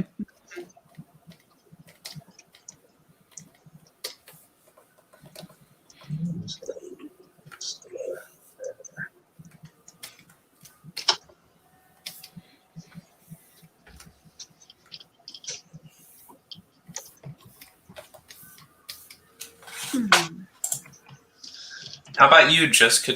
I was asking them if they have kept any of their old drawings or sketchbooks from when you were younger. Oh, have I ever? My goodness. I don't know if you can see it, but let's see if I can adjust the camera. All of these on that shelf are all the past years. So yeah, I started keeping a sketchbook probably in 7th grade, 6th grade. So that's going all the way back then. But yeah, I've kept it all. It's really fun. I like looking back and seeing the inspiration that I was focusing on at that point. And there are still stories that inspire me from some of those times. Or even pieces of art. I'll go back in that sketchbook and be like, oh, I'd love to redo that. I'd love to take another stab at that piece again. Yeah, it's funny because, when you're young, you're kind of like carefree and, anything can, you can do anything. And so I love looking back at that and kind of feeling that excitement that I had then. Was that kind of the consensus? Yeah. I mean, well, no. What was interesting is that, I mean, Craig said he lost all of his stuff, or it's been lost to time.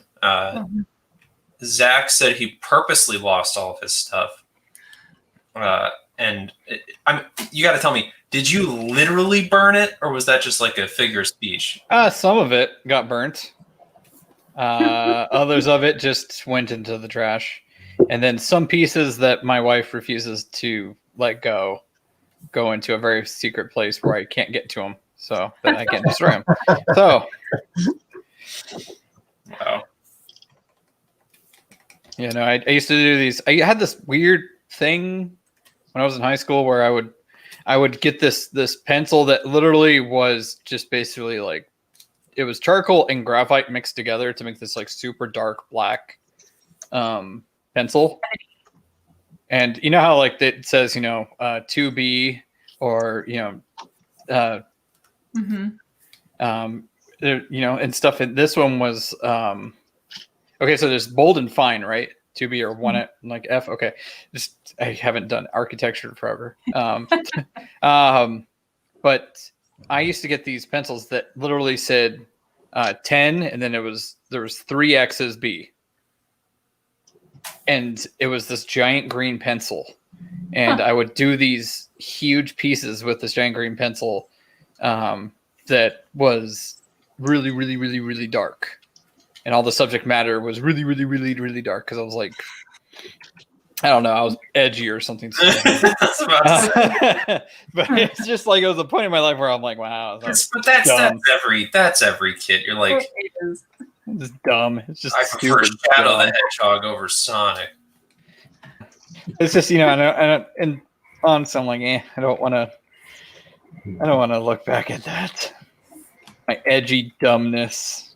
See, I mean, I don't know. Like, I look back at some of the silly things I drew, and I mean, yes, some of them are just cringeworthy, but I laugh. I look back and I see like the points in my life that's like, growing up is hard. It's hard to like keep your dream alive and to see kind of that excitement and exuberance as a kid. And it's fun to see that stage I was in, and it reminds me of where I'm coming from. It kind of keeps me humble.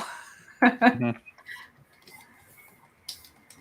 It's almost the opposite for me. It's not humility. It's me, like, because usually I'll pull it out to make myself feel better. Yeah.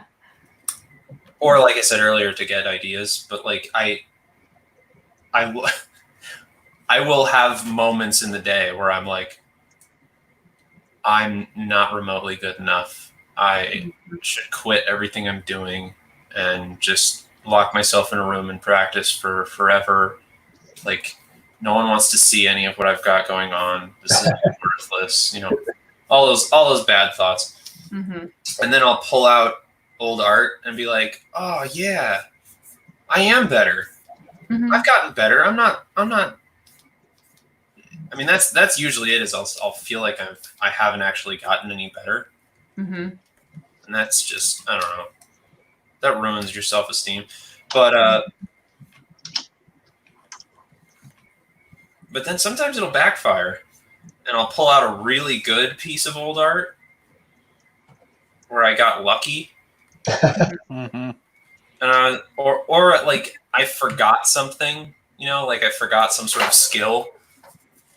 Mm-hmm. And now I'm like, how do I get that back? Yeah, where did that go, and how did I lose it in the first place? I totally understand that fear or that feeling sometimes. Yeah, it goes both ways. Sometimes I look back and I'm just kind of like, oh, I remember those days when I was doing all this work, and what am I doing now? And then other times I'll look at it when I kind of need that boost and being like, I actually did finish things, and I've made a lot of art.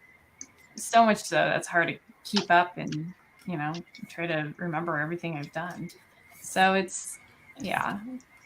goes both ways. And I also got to remind myself that there's a time and a season for everything. There you go. And so I was like, okay, I thought drawing and painting, and I'm not painting a lot right now, but I'm doing other things, and that's good too. So maybe I'll get back to that someday. But Mm-hmm. I was also thinking, there are times where it feels like I kind of have to remind myself that I can do it, in the sense that you'll make a piece of art and it kind of goes through an ugly stage where it's just that, a good example is like when you draw something in a sketch form and it looks really great, then you scan it and you're like, oh, and then you scan it and you ink it and you're like, oh no, it just doesn't look good anymore. And I'll look back at old art being like, how did I do that? And then if I get past that stage and I just keep pushing and actually put some color or shading on it, it comes back again. But it's always interesting to me that a lot of my art or process goes through an in-between stage where it's deceptively just, it doesn't look good, and it's easy to think that like, oh man, I've lost it, I don't have it anymore. Mm-hmm. Has anyone else felt like that? Every day. That's why I force myself to go on the shows, like the draw along shows and stuff like that. Mm-hmm. It's because I feel that, like, especially when I'm feeling that specifically where like I'm not doing good, I'm not producing good art and stuff, is because then all of a sudden it forces me to just throw things at the page, and I only have a certain amount of time, so I just throw things, as kind of forces you to get back into the groove of where you don't have a choice, you know, and Can't overthink. Yeah, you can't overthink it and stuff, and then usually that leads to me, or for me, it makes me realize like, oh, I can do this, and I can get back and get on this stuff. I didn't lose it. I just lost my confidence for a minute.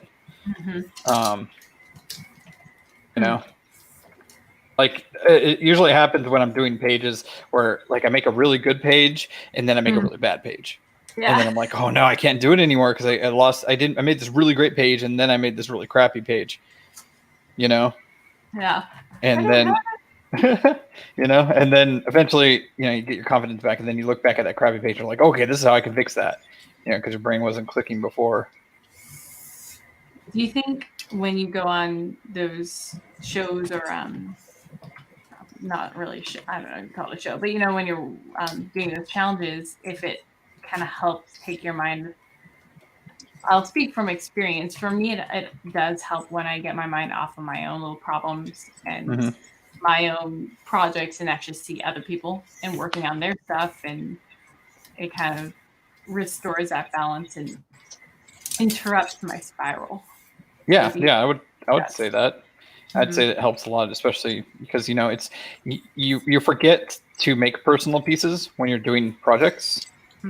But personal pieces are important as far as just letting your creativity kind of do its own thing for a second, so that you can focus again. I like sausage and pineapple for my personal pieces. You know what? I do bacon and pineapple. I don't understand the hate for the pineapple pizza. I know. I don't understand it either. Like, grant you, I will usually get one pizza with pineapple on it and then another kind of pizza. Like, it's not the only pizza that I get. So I guess I understand the confusion. Like, if I'm enjoying it myself, why? I don't know. I get a lot of hate. Yeah, me too. It's true. It's a very strong opinion I think people have about. I feel like if that's going to be one of the trigger words, if I say Hawaiian pizza, that's going to be the thing that takes us to YouTube. Oh, so Hawaiian pizza, we gotta shut down that stream. Zach, I assume you're saying actual American bacon, not Canadian. Yeah, I'm saying American bacon. Oh, yeah. But no, I like Hawaiian, just regular ham. Yeah, it's not bad too. No. And, what's weird is usually it's not right. Canadian bacon isn't just ham. Yeah. Actual Canadian bacon, it's just they just take a different cut and cook it the same as how we would our bacon, right? Fry it and everything, and it's delicious. But we take sandwich ham, put it on a freaking pizza, and we're like, how could people eat this? They don't. People don't eat that. That's not. Speaking as a Canadian, we don't eat that bacon either. We don't touch that stuff. No one touches that stuff. So Hawaiian is my husband's favorite pizza, and I'm pretty much in that camp now too. I can pretty much eat most pizza, but I like. Oh, it's great, It's the sweet and the salty and all the things, Just feel like a diverse moment. Have you I ever? I would have taken you for a Hawaiian pizza hater, but I'm glad to hear otherwise. Yeah. Me? Ditto. Yeah. Really? Really? Yeah, I was just waiting for it. I was waiting for you to be like. I am bothered by the fact that it's called Hawaiian pizza and has nice. Canadian bacon on it. Not that they can't enjoy each other's company. It's just I just don't like. Why wouldn't it be called Hawaiian Canadian pizza? Or like, I know it's the longer, but like, why? I don't know. Because they have pigs in Hawaii too. Yeah. They've got Canadians in Hawaii. I don't know. I know they have pigs. I'm just saying, like, it's specifically Canadian bacon every time you. Well, no. Well, I worked at a pizza parlor all my young life before I went to do freelance, and literally we used ham, like ham that you would get from a sandwich, and it'd be ham, and then it would be pineapple, and that was a Hawaiian. Well, so it's not just Canadian bacon, but people would call and say, can I get a Canadian bacon and pineapple? But then we'd let them know, we don't use Canadian bacon, we just use ham. And they're like, it's the same thing. So Americans. Just put like actual like deli slices, real thin deli slices, just like sheeted over the top. I think I like actual bacon. Oh, yeah, of course. With it, because it's just so good. It's like, wow, there's something amazing happening in my mouth. Have you ever had chocolate covered bacon? Yes. That is another thing. Amazing things happening in my mouth. Yeah, do you have thoughts on that, Fuzzy? I love it. Yeah, it's great. I am not a pessimist today. Because you're almost done. Sure. I mean, not really, but yeah. Man. If I don't know. Now I'm back to being a downer. But do I come across as like a guy who enjoys being angry? Yeah, a little bit. But that's why it's so much fun to kind of poke fun at you. Because it's like it's guaranteed to get a reaction out of you that's going to be a fun conversation. Like 99% of the time. It's not. It's fine. I'm not actually mad. I just like I don't know. I don't want to be known as that. Like yeah. But the thing is, it's not a bad thing. It's not like we're all looking at you going like, oh, he's just going to be pissed off at everything we say, so let's not talk to him. We're like Fuzzy has strong feelings about things. Let's talk to him about those strong feelings. I'll put it this way: you are. It's definitely, it comes across definitely more as fun and just. There's been other people in the past that you'd be around and you're kind of like everyone's on eggshells and it's like not fun and uncomfortable. You are not that. Not at all. Absolutely. If you were, I probably wouldn't have invited you. So you're good. How about this? You wear your heart on your sleeve. And it's I wouldn't say it's obvious that you do, but the way that you react to things it comes always from like a more emotional place than it does from you're not boring to talk to because of that. Let's put it that way. Well, that's good. I'll take all of those things. Those all sound nice. Not bad things. Just on face value, being a guy who enjoys being angry, that's not a fantastic place to be in other people, even if it's not true, in other people's minds. I was gonna say, but you do not come across like that at all. Okay, good. I didn't see you just said I do, or even though Zach just said I do. Well, hey, this comes across as I'm poking fun at you again. I don't know.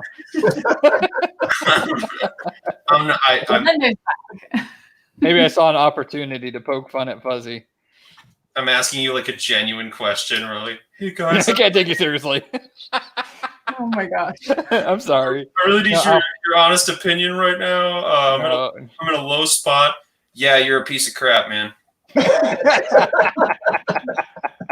Glad you asked. I've been thinking about it a lot lately. I love Zach. Miss you, buddy. That guy's a jerk. Well, I'm glad that you guys came on today, so thank you. And since it's Jessica's show, she has every right to kick me out now. I don't have the cool sensor, so Cool sensor. free reign for now. Not the not the cool sensor, the sensor that is cool. Oh, okay. The beep. Okay. Yeah, that thing. It sounded like you said like you have like somebody else would have like a beep beep beep like a sensor's the only word I can think of. Indicator. All right. I'm blaming you all. I had dinner plans, but now all I can think of is Hawaiian pizza. Oh, that's what I'm thinking of too. Oh, this is perfect. Before my wife left, I ordered 3 full Domino's pizzas, and then I've been just eating slowly. And I ran out, so I'm like, I should start eating other things. So this conversation is not helping. Yeah, but it's making me want pizza again, you know? That sounded like when your parents go out of town and they're like, "Here's money for pizza." Well, if you run out of that, you're screwed. If I was not so focused on this comic, it would be different. But I need easy stuff, you know, that I can just pop in the toaster oven and eat, right? No. I totally get that. I am a fully capable cook. I have made many delicious meals, and yeah. I make lazy meals. They're wonderful. Like one is all you do is you get a big bag of vegetables. I do like a Normandy mix. I put it in a pot, and I put a stick of butter, and I let it all kind of start melting together. And then when all the water and everything starts juicing out, and it starts turning into kind of a stew, you add another cup of water, and then you put like a bag of rice in it. And then you let all that kind of just meld together, and then you chop up some like sausage or chicken or something, and you fry that up, and then you throw it in there. And then literally this pot like lasts you the whole week of meals. It's kind of like I was going to say, that didn't sound like a lazy meal until you said it lasts the whole week. Yeah, well, and also it doesn't take any effort, though. It's you just throw it in a pot, and then you walk away. You know what I mean? It's not something that takes a lot of effort. Have you used a crock pot before? Or a slow cooker? Have you used a slow cooker? Yeah, that's where the idea of it came from, but it's faster than the slow cooker. That's true. So yeah, see, anything with like vegetables, a meat, and a rice, great. You mix it all together, and it can feed a lot of people too if you really need it to. I kind of do something like that, but I really like stir fries or that. It's basically the same idea. Yeah. So good. And my husband just popped in the room. He's like, he's been listening to our conversation, and he's like, "So we're ordering pizza tonight?" Sure. Yeah. I'm about to. Today's actually my 7-year anniversary with my wife. Oh wow! Congratulations. Thank you. Yeah. So I'm gonna try and convince her pizza. Make it gourmet. Since we're quarantined, so it says I can't leave. You know, it's like pizza. Get those Domino's workers to spit in your pizza. That's what you want.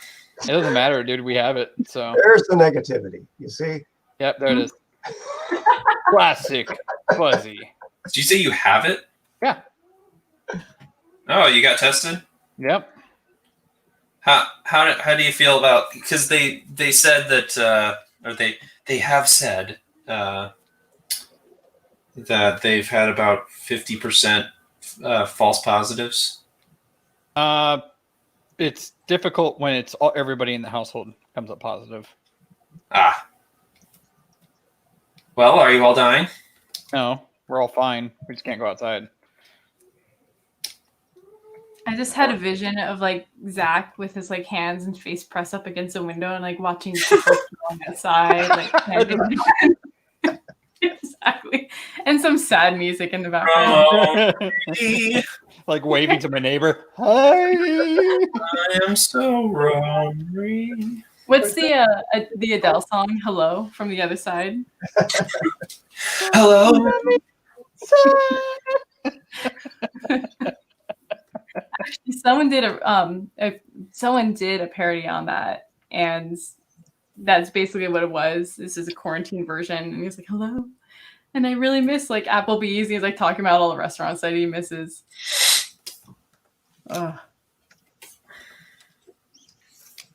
Is it me you're looking for? Michael Fuzzy, McDonald. go ahead. Sorry, no, go ahead. That's a reference no one will know, so just forget I said anything. Well, I was just going to say from the chat, you're getting some love. Tobias says, Fuzzy, I love who you are. Embrace it. And Helen says, Fuzzy, you help make the stream fun. Mm-hmm. Nice. And I can That's especially good. vouch for the latter because she may be my mom. That's awesome. Yeah. Yeah, that's been fun. Oh, hi, Hi, Jessica's mom. Mom. Sorry if I'm causing problems. All I'll be quiet. right, I have the power now. Now I am the master. Have you ever, you guys have back in the day when you'd bring friends over, having that one friend that's just like super your parents just like instantly? At what? They like Yeah. instantly, you said? Yeah, they're like, yeah, no, I'm happy you're hanging out with that person. Yeah. I was Yep. always that one where I was super polite. I'd help clean up. I'd do all kinds of stuff. And my friends were always like, my mom was like, why do you bring these kids? Always. Yeah. I had crappy friends or something that my parents didn't like. I I don't, was always that kid.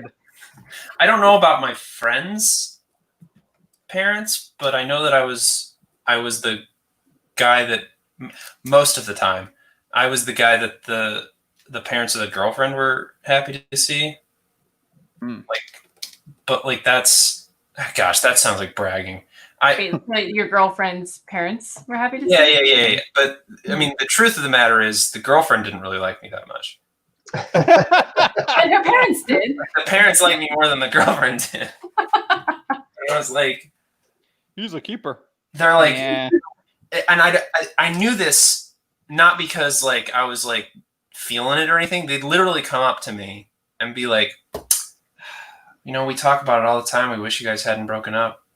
And I'm like, that's super nice, but like she did not like me. Like, I don't know how we started dating in the first place. She was So I'm dating your parents. Sorry, hope you don't mind. I'll be hanging out with your mom on the weekend. Hope that won't be awkward.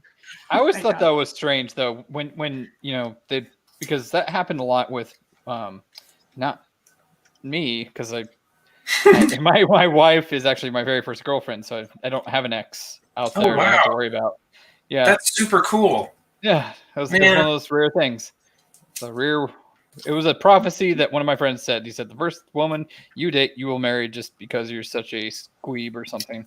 Choose wisely. But anywho, You're a squeeb? Is that what you said? what do they call them? A squeeb, a squab? I can't remember what it's called. What are you talking about? It was Never a heard diss that. back in the day. Back in the day, it was like an insult because you have that friend that everybody else has girlfriends, and then you have that one friend that never gets a girlfriend. And where are they now, Zach? Divorced? They're two-time? all stuck in Albuquerque, doing nothing with their life, and I'm in Texas. So Exactly. You're in a happy marriage. Yeah, Would I'm you in a say happy it's marriage. your 7th anniversary, you said? 7 7. years. That's impressive. I know. Congrats. I know. I'm not complaining. I'm Happy not to be a complaining. squeeb. I'm just saying I'm not complaining. But Gotta anywho, put that on a what was I t-shirt. saying? I don't even know what I was saying before. No, I Hi. was trying to backtrack. Where were we? Yeah, there was something I was trying to get to, but I just Sorry. never got there. So You were talking Right. about parents like parents gosh. like the kid. Okay, and then was there anything else? Dating. Oh man, sorry, that little story went off in like 7 different bunny trails all at once. Yeah, but that's fun. That's yeah. actually really fun too, because my husband's my first BF and only. Nice. Right Mhm. on. Man, I'm jealous of you guys. It's because I was such a tomboy and I didn't know what to do with boys when I was younger. I'd be like, huh? Like I only had an older brother. I didn't have a sister or anything. So I was kind of like, guys, what? Huh? I don't know. You're the exact opposite of me. All I had was an older sister, and I had no idea what to do with girls. I was like, well, I'm glad though that I didn't start dating till literally I was almost 18 Mhm. because you have. It's what are you gonna? What do you? When I look at kids that are dating, you see middle schoolers and stuff like that. I'm like, what are you gonna do? What are you gonna do? Are you gonna get married? Go on a date? No. Well, What are you gonna do? some of them are definitely doing things, and I No, think not that. that's Especially part of that. the Don't reason talk why about that. it's setting, right? You know what I mean, though. Like it's like, Yeah. like you shouldn't even be thinking about that stuff until you're literally out on your own, Mhm. almost. Yeah. Because it's more of just like a flavor of the week or something to do rather than like I actually want to be with you for the rest of my life, but I'm exactly. only 12, so Yeah. Well, and it's like playing adult too. Like Mhm. you're just imitating what you know is on movies and TV and stuff, and you're like, I am supposed to be, in love, whatever that means. I am supposed to be trying to date as many women as possible. Maybe none of you have felt that way, but Mhm. I. You guys. I'm not joking when I say I'm pretty jealous. I wish my wife was the first person I had dated, and I just hadn't wasted my time with all the other nonsense. Because, first of all, just the idea of saying I'm going to date as many women as I can certainly hurts all the women that you try to date. So it doesn't really end up. Mhm. I don't know. It just doesn't feel good when you look back on your life. You're like, oh, I'm a bad person. No. That's cool. No, don't worry about it, Fuzzy. Well, no, I'm not. I don't actually think I'm a bad person now. I don't like that part of my past. Mhm. Hey, if you didn't have that, you wouldn't be the same Fuzzy you are today. Mhm. Yeah, but would that be the worst thing? Yeah, actually, it's one of those things where I struggle, and I still do, with this thing of looking back and regretting a lot of things. And the thing is, though, it's like I wouldn't be sitting here exactly with you guys right now talking about Mhm. this subject if all those things hadn't happened. No, and of course, I would never go back and change anything if I had the chance, right? Mhm. Because I know, even for a second, if I think about it, it could ruin everything. My kid might not exist. My wife and I might not have gotten together. I might not have the friends that I have now. Who knows? Time is weird, but I don't. Mhm. It doesn't stop me from thinking I don't know. I guess I've stopped thinking about it in terms of what I would change, and now it's more, how do I help my son not to have the Mhm. same problems that I did? Yeah. Yeah, no, That's with anyone in any subject or walk of life. Do you guys ever look back at certain specific memories of your parents telling you to not do something or to do something, and you're not listening, and then you finally figure out why, and then you look at from your parents' perspective, and you're like, oh, That's why. Well, my mom is here, so she could just tell me right out. So what did I do wrong, Mom? Yep. Ellen, do you prefer Miss Inez? What's your? What advice did Jessica ignore? Say Mrs. Innes, she worked. Man, that's bringing back memories. She worked as a librarian for our school library, and everyone would say Mrs. Innes, and so I'd be like, "Oh, I feel like I'm back in school all of a sudden." Mrs. Innes. Well, I'm sorry, Zach. I kind of hijacked your question. Can you say that again? Picking on me. She didn't listen. Picking on me again.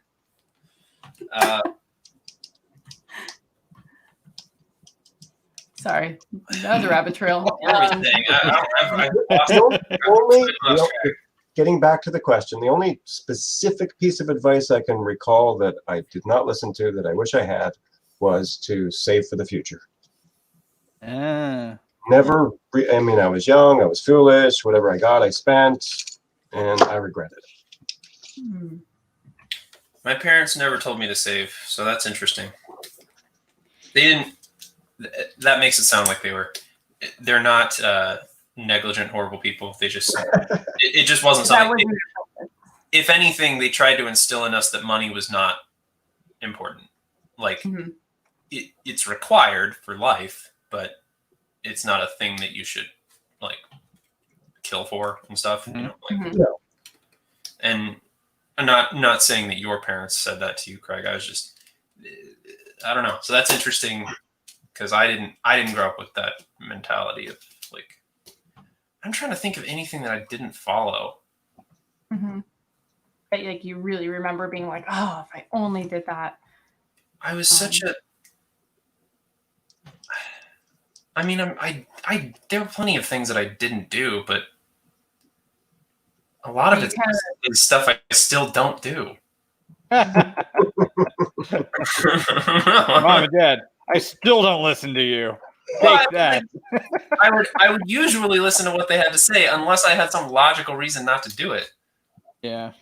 Like, I don't know. Like, I was trying to think of like they told me that lying was the worst possible thing you could do, and that you even if you killed someone, it was worse than if you lied about it. Yeah. And I kept that forever. I'm trying to think of all the lessons that they tried to teach me that I didn't take in, but I can't think of any. And that may just mean that I wasn't listening. It does not necessarily mean I followed what they said. I don't. Oh, gosh darn it. That's a great piece of advice. I'll take it into consideration, and I'm going to go over here. You know, Mom, that's great, but I think, unless you can bring some good logic to me, I don't know if I'm going to be able to follow that.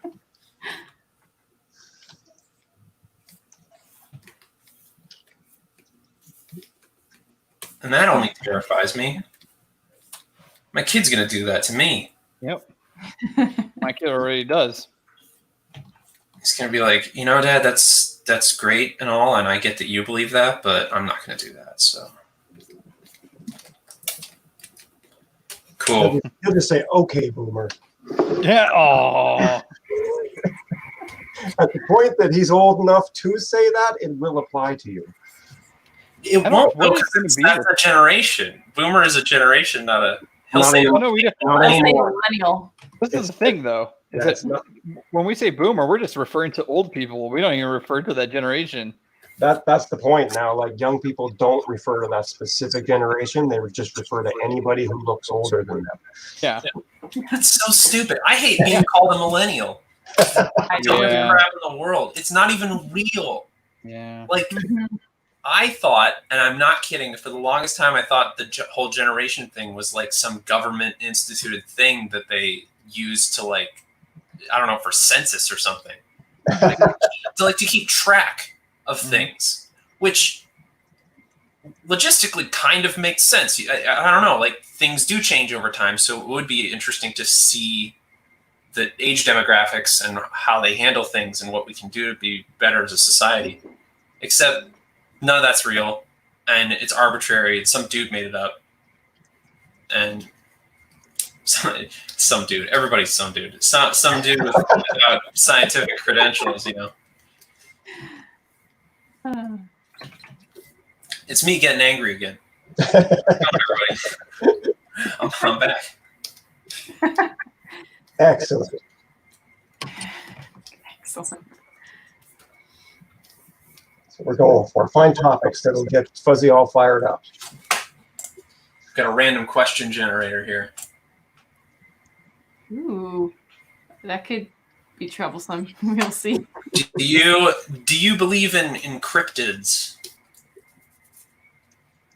Oh, sorry, I had to think. What's a cryptid? Does everybody know what a cryptid is? Yeah. Okay. Like Sasquatch or Nessie or all that. Yeah. Ooh. I'm sorry, we went from like this topic to like this topic. Like, whoa. That's what you get with a random question generator. Right? It is random. I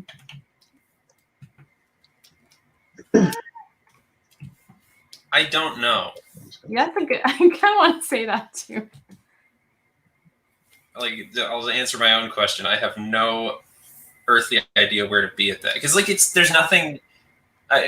Craig, I know you're not Christian, but like my first thought about those types of things is like, does it apply to the Bible and stuff? There's nothing in the Bible that says that can't be. Mm-hmm. So like, I don't know. I always think that things like that came from a semblance of truth, somewhere. Sure. Even if it's like ridiculous, like some, in the case like Bigfoot, just some really hairy, weird guy was walking around, like some 7-foot guy. And then scared a hunter. And then the hunter came and said that. And then, then the story spawns or something, you know what I mean?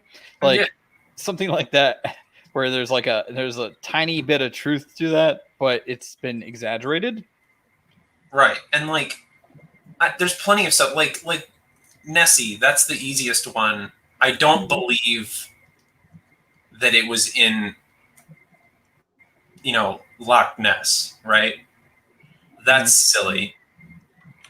But the idea that someone saw a creature like that, like there's so much stuff lost in the sea, in the deepest parts of the sea that we find new stuff every day, and we're like, whoa, this is what we draw when we think of aliens. Like, how does this actually exist?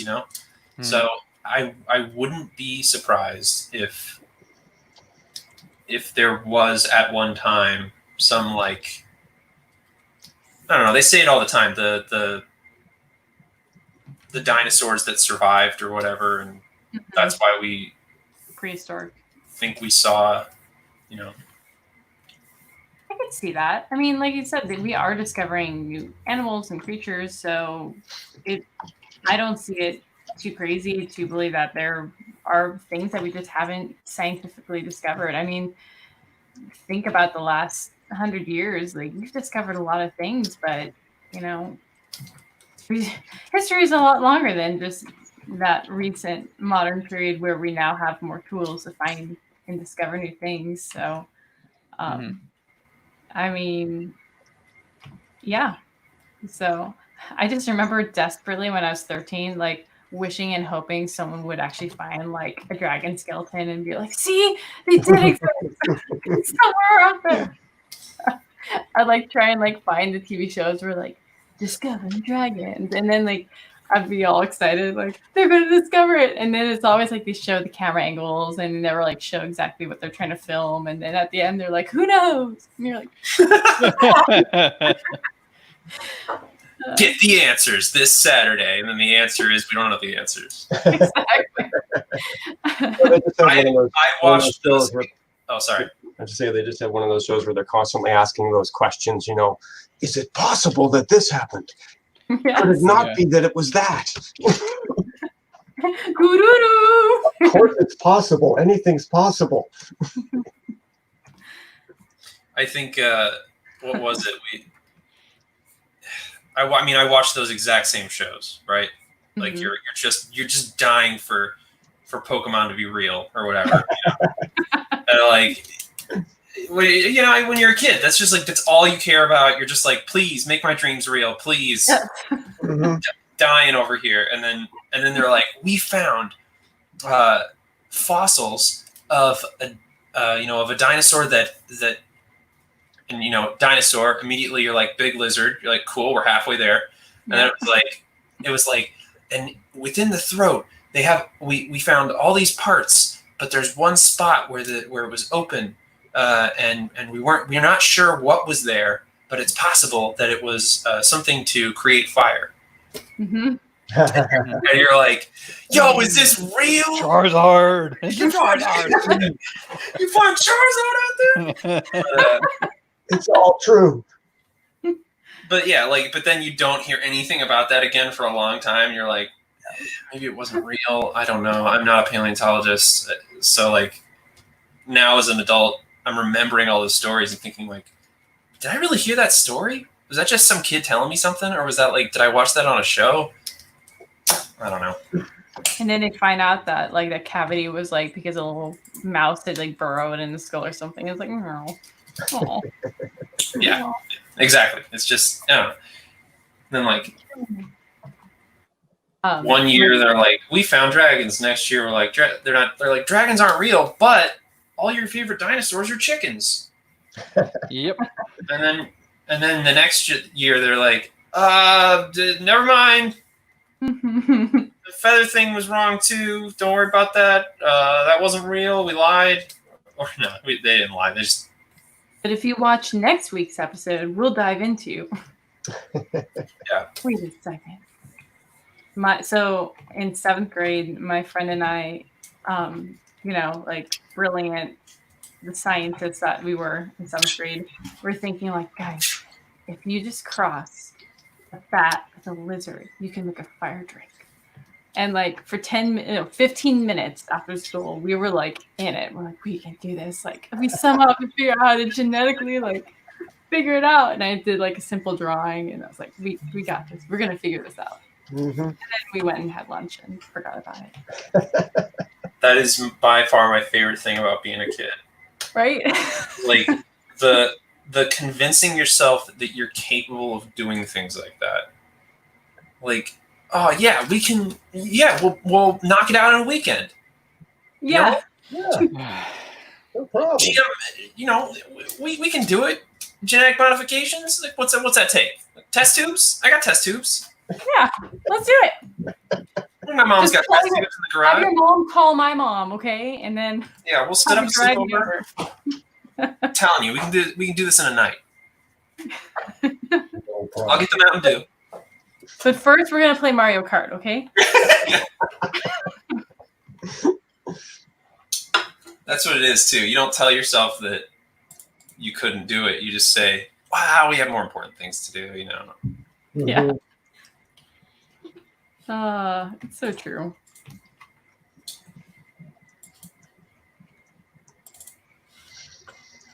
That is one thing that, as a 90s kid, it's just the whole like calling the house and being like, hey, is so-and-so there? Like, is my friend there? You know, talking to mom or sibling. Oh, yeah. Like, yeah, hold on. Oh yeah, that's not going to be a thing. Oh. Mm, I guess it isn't a thing. no. I saw like an old video when I was a kid and I was on the phone and that's exactly what I was doing. I was like, hey, is my friend there? Okay, I'll hold. Was it a phone that was attached to the wall? Mm-hmm. It was I had a rotary phone growing up. Yes. So did we. Yeah. I say growing up, but we didn't get it until I was like 12. So Mm-hmm. My 16-year-old didn't even know what a rotary phone was until we like pulled one out of the closet and showed her. What is that? Is that new Cool piece technology? of technology. How does that work? I think there's actually videos on YouTube of teenagers being exposed to rotary phones and not having a clue how to use them, and it's kind of funny. what? I'm confused. It's not like when I saw it, I wasn't like, "What is this?" Like they're in movies, like old timey movies, and They don't do watch people old-timey not watch movies, old timey movies? I Mm-mm. don't think teenagers these days watch old-timey movies. No. Yeah, They watch YouTube. they're watching. Yeah. There's so many good Yeah, ones. about PewDiePie. PewDiePie doesn't have what it is. You know, I'm not gonna watch PewDiePie. Sounded like Cartman. I've been doing that lately for some reason, and it's mostly to mock my daughter. But you know, I feel bad for your daughter. Don't worry, she'll get her revenge. Oh, It's yeah. coming. It's coming. I gotta jump. We've been streaming for 2 hours already. Yeah. Whoa. I gotta take care of business. Really?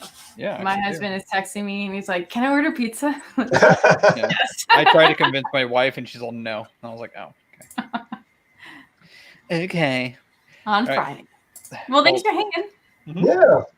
Yeah. And let me know when you're gonna do this next, and I'll try to jump on again. So you have to be a loon. I'll probably do it another time this week, maybe Thursday or Friday. I don't know if there's another stream happening on Wednesday. It kind of sounds like there might be. No, I don't know. I just don't want to like overlap anyone else if that's happening. So, but I'll let you guys know. For sure. Awesome. See ya. Have a Sounds good good. night. Thanks a lot. See ya.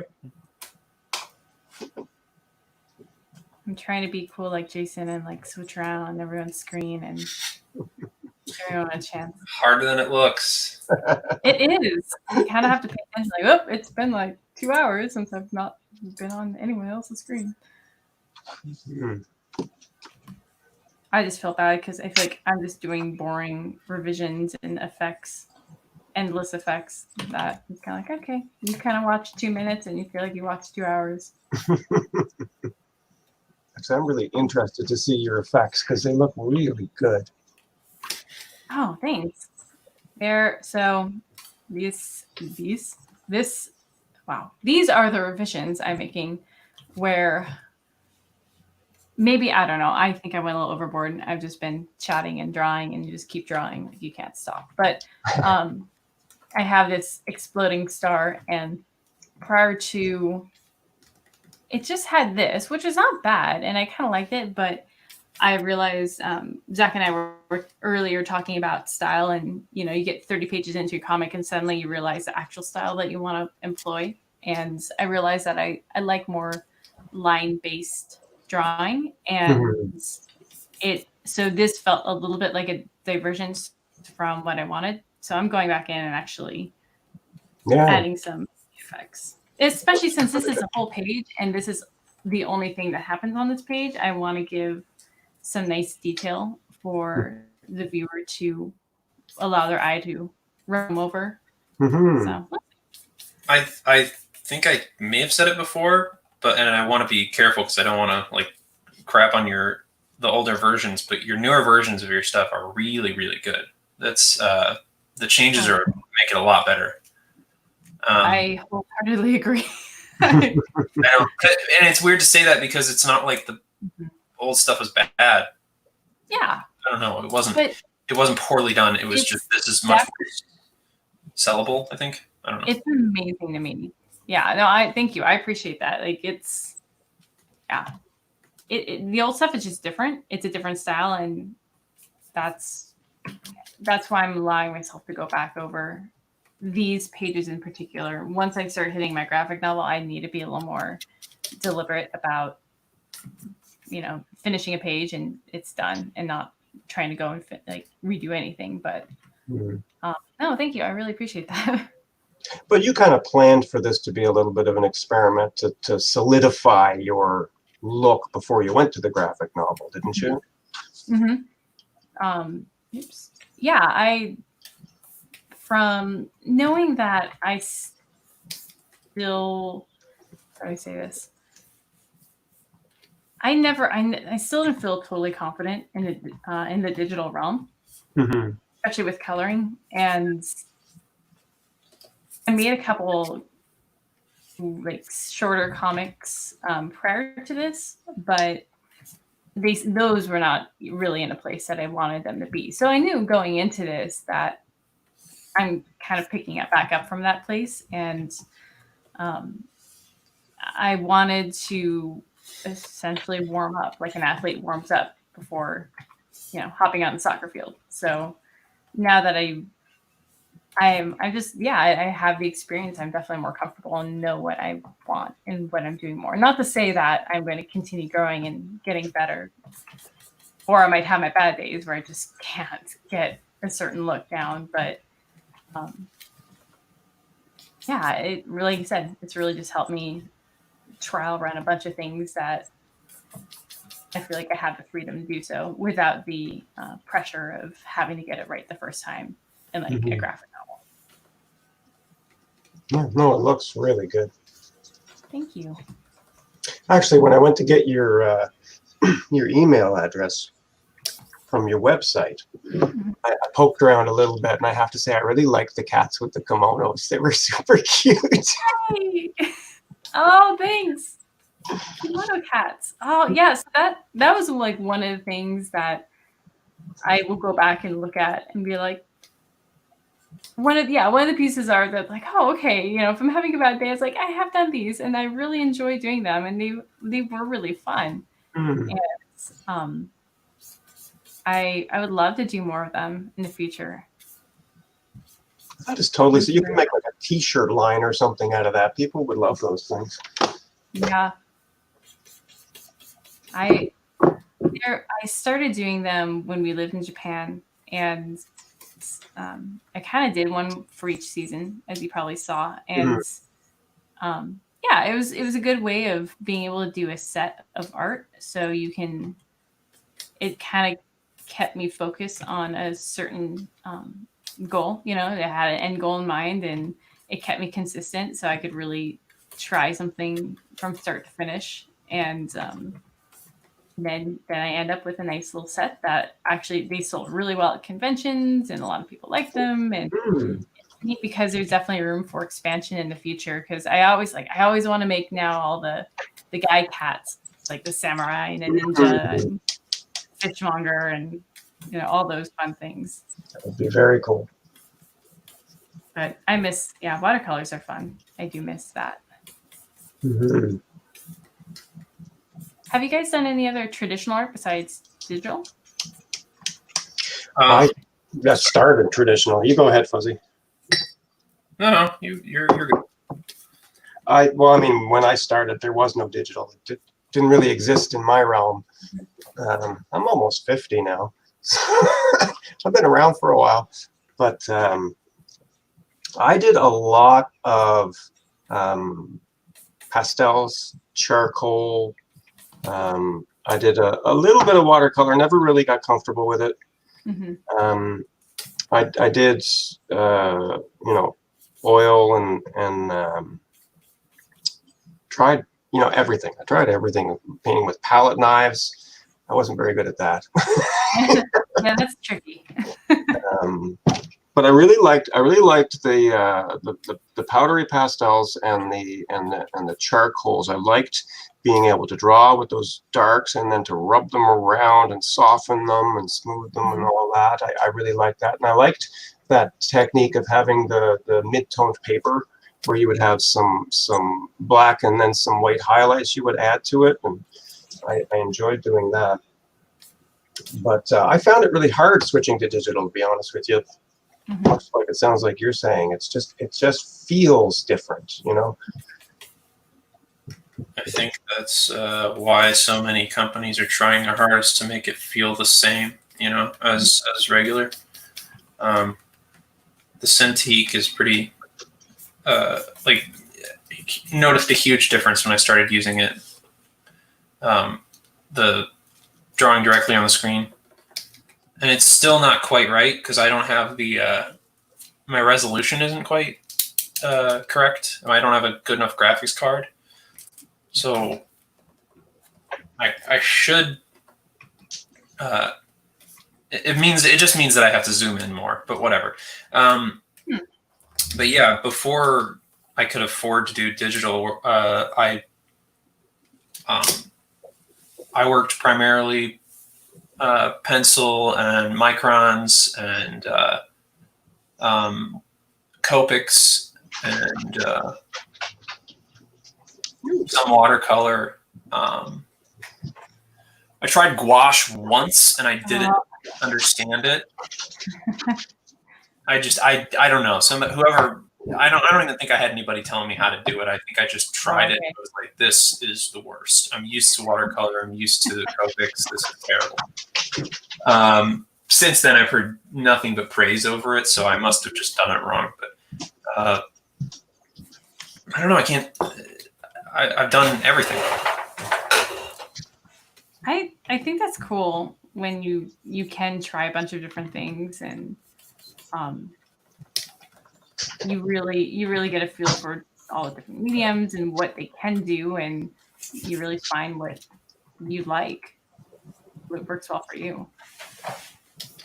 Mm-hmm. And like you say, it's interesting how a lot of digital medium these days are trying to tools are trying to make it feel more traditional. And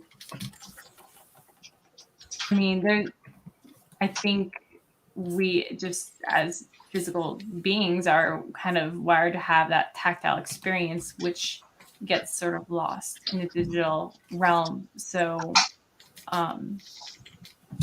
there's a separation there for sure. So a lot of people will sketch digitally, but I find that I don't know. I just can't. I really still prefer sketching traditionally in a sketchbook and feeling the paper. And I know how much, pressure I need to put on the pencil. And it's a muscle memory too. Mm. So, I mean, I guess it depends on how you learn. You have a lot of, younger artists these days that are excellent at sketching. And that's how they learn, is to digitally sketch that way.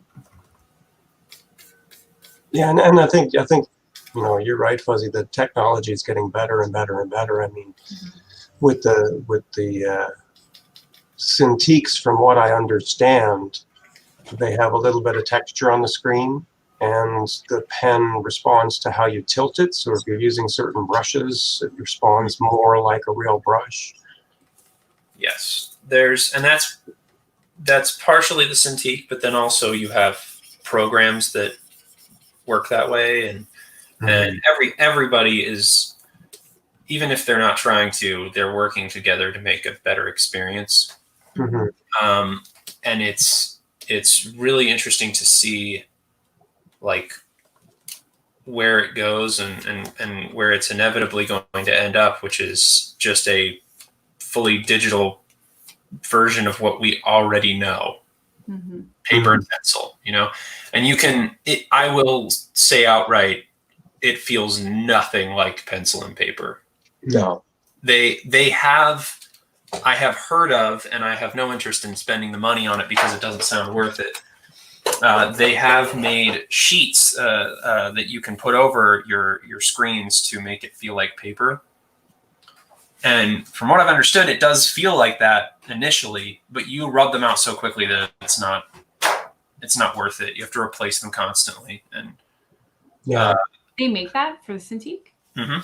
I think for the Cintiq, I know for the smaller ones they make them, but like I don't know. It just doesn't seem worth it. Yeah, I have actually for a while taken a piece of sketchbook paper and I've pasted it, like taped it down to my tablet.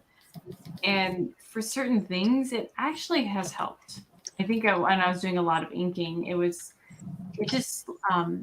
it slowed down my stylus, because my stylus just glides too quickly over the hard plastic. Mm-hmm. So maybe that's one of the reasons everything feels different. So that did help for a bit, but every now and then, it wears out, and it's not perfect. You don't realize how used to like all the little nuanced things, until you're doing it and you're like, oh, okay. And I constantly, whenever I jumped onto my computer to draw with my tablet, back when I had I started with one that was like this big. I don't know how I ever used that thing. And then I got a bigger one, right? Like yay-ish. And now I'm working with this 27-inch thing, and the jump between each one was so enormous. Like I got the Intuos that was bigger, and I was like, so much freedom, I can do anything. and then I got the Cintiq, and I was like, I've never drawn this well digitally before. There's a huge disconnect that happens between not drawing on what you're drawing. That mouse to screen thing. Yeah. There's like, I don't know what to call it or how to describe it. It's not like you lose all ability to draw, but like it's completely different. It is a very different experience. I think once you're accustomed to it, like there are professionals that are making remarkable things with those kinds of tablets because they've taught themselves. Yeah. Well, that's what you're using, right? I'm still using it. Yeah. And that's the thing too, is like, if you're used to something, you're used to it, right? If you, I don't know, and this doesn't really apply to us necessarily, but like there are people who have just, they started digitally and they didn't really do much of anything else, and then they try to do paper and pencil, and it's weird to them to do that. Yeah. Right. Yeah. But we don't know what that's like because we grew up using pencil and paper, and that's the more readily available thing for us, or was. But people have tablets now, like everyone does, and they're so cheap to get. I mean, and almost all of them are starting to come with like non-artists are buying the Apple pencils and stuff. Like, Yep. It's gonna be at the point where people are just like, yep, I grew up with that because that was the easiest thing to grab. We didn't have pads of paper or that's a weird thought that just. I mean, I still don't think it's going to quite get to that point because any 4-year-old or 5-year-old who does display artistic attributes, the first thing they're going to be able to grab most likely is a paper and some pencil or a crayon. Right, but if you think about what, like, okay, so like not us, we will always have paper and pencil around because that's just how we are. But like, think about it like a family where the kid comes from a non-artist family, right? If it's a couple that has a kid, and that couple has never really had any interest in creating art, but their kid seems really excited about it. They're just going to use whatever is available to them. And if you have no interest in art, your likelihood of keeping paper and pencil around is pretty diminished nowadays because everybody keeps notes on their phone. Everybody watches TV and does things that, lives on the internet. This paper is not gone completely, but it's not nearly as commonplace, I don't think, as it. Yeah. I mean, it is kind of like the argument with smartphones is now they're almost like considered essential that, maybe if you were that parent that wasn't really in the arts, but your kid was, we might get the recommendation like, well, you should get them a Wacom tablet. Like, okay. Right. And then that's the thought is like, those kids are going to get the Wacom tablet before they even like get a traditional sketchbook. Yeah, that's an interesting thought for sure. Yeah, because I mean, you can get paper anywhere, but to get a really good quality sketchbook, you got to go look for that. I mean, I suppose you can get them in Walmart, but Yeah, but if you don't know to look for it, like that's, I don't know, and I don't want to discount like because there will always be somebody who ends up getting getting that sketchbook, starting off that way, and it's never cut and dry. Everybody's life is going to be the same as everybody else's, but it is a thought that I've had of like some of these kids are just going to grow up only knowing digital art. Yeah. Or thinking that they can't make good art without it being digital. Yeah. That's an interesting thought. I think that's already happening. I have to artist is if I were digital. Yeah. Go ahead, Greg. No, I think that's already happening. And I've certainly heard young people making statements to that effect, that they have to have this program or they have to have a Cintiq or they have to have something else if they want to learn how to do art that they can make for games. And and they're not necessarily wrong. I don't know, because like I will say, to be an artist, you can do whatever you want, but if you have a specific job in mind, you have to learn those things. You have to learn whatever it is, ZBrush or Maya or whatever. Yeah. To be a. But the concepts that underlie it, you can learn with traditional media. Oh yeah. But there's such a learning curve when it comes to those programs, and kids get things super quick, so that's not. They'll all understand it right away. I don't think there's anything really to be said about. I guess just forget I said the learning curve thing, but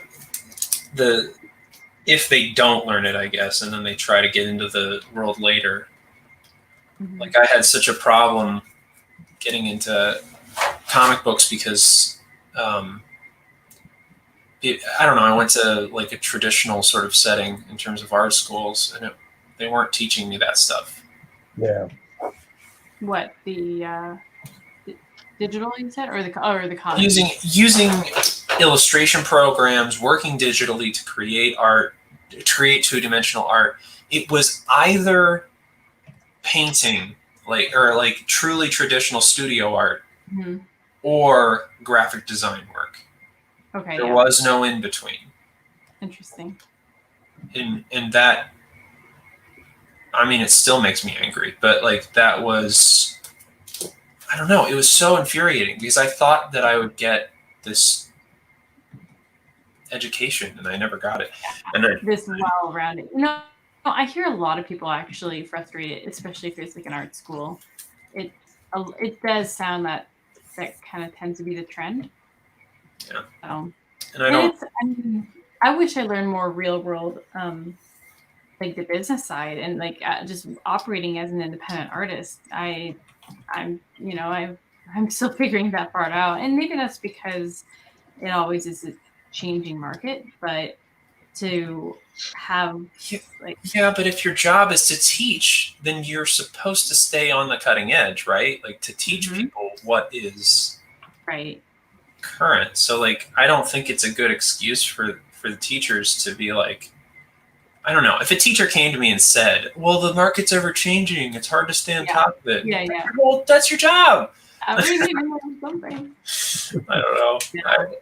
They were pretty good. I really appreciate that they did hit a lot of the digital programs. I really learned Illustrator there. Well, really, I learned Illustrator. I didn't take it beyond that, but we were exposed to a lot of different things. I would say, the livelihood style probably would have been the biggest thing I would have liked to learn more of, or like how to market yourself or how to be a better business person. But then again, that the specific program I was going through was, I think, the first year that they had it there.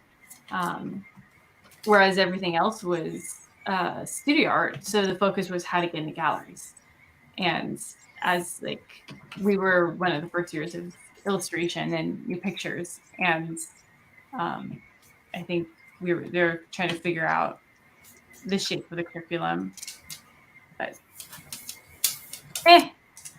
yeah, I mean, it's partially my fault too. I'm not going to pretend like I didn't play a part in my own failed school career, but like there wasn't a way for me to know that I was making a mistake. Yeah. There wasn't any sort of outlet to learn what you're like. Okay, you know, someone, and here's a good example of something that somebody told me that I didn't listen to that I should have. My uncle told me once that you start backwards. So like his was more money related, but it still applies. He said, you start with how much money you want to make per year. Mm-hmm. Then you go backwards and say what careers fit that. Mm-hmm. And then you say, how do I get to that career? Mm-hmm. Right? Yep. Yeah. And nobody, I don't know, that wasn't like the common thought process. The thing that everyone else was telling me was to just go to college. Yeah. Mm-hmm. There's definitely that foot stop around the time that we were going to college. I was like, that's the most important thing. Yeah.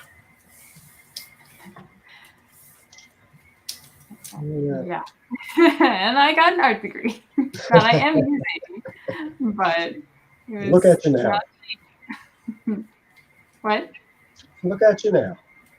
Well, and I will be honest, guys. I have an incredible husband, and he is obviously the breadwinner of our family. So, thank you, babe.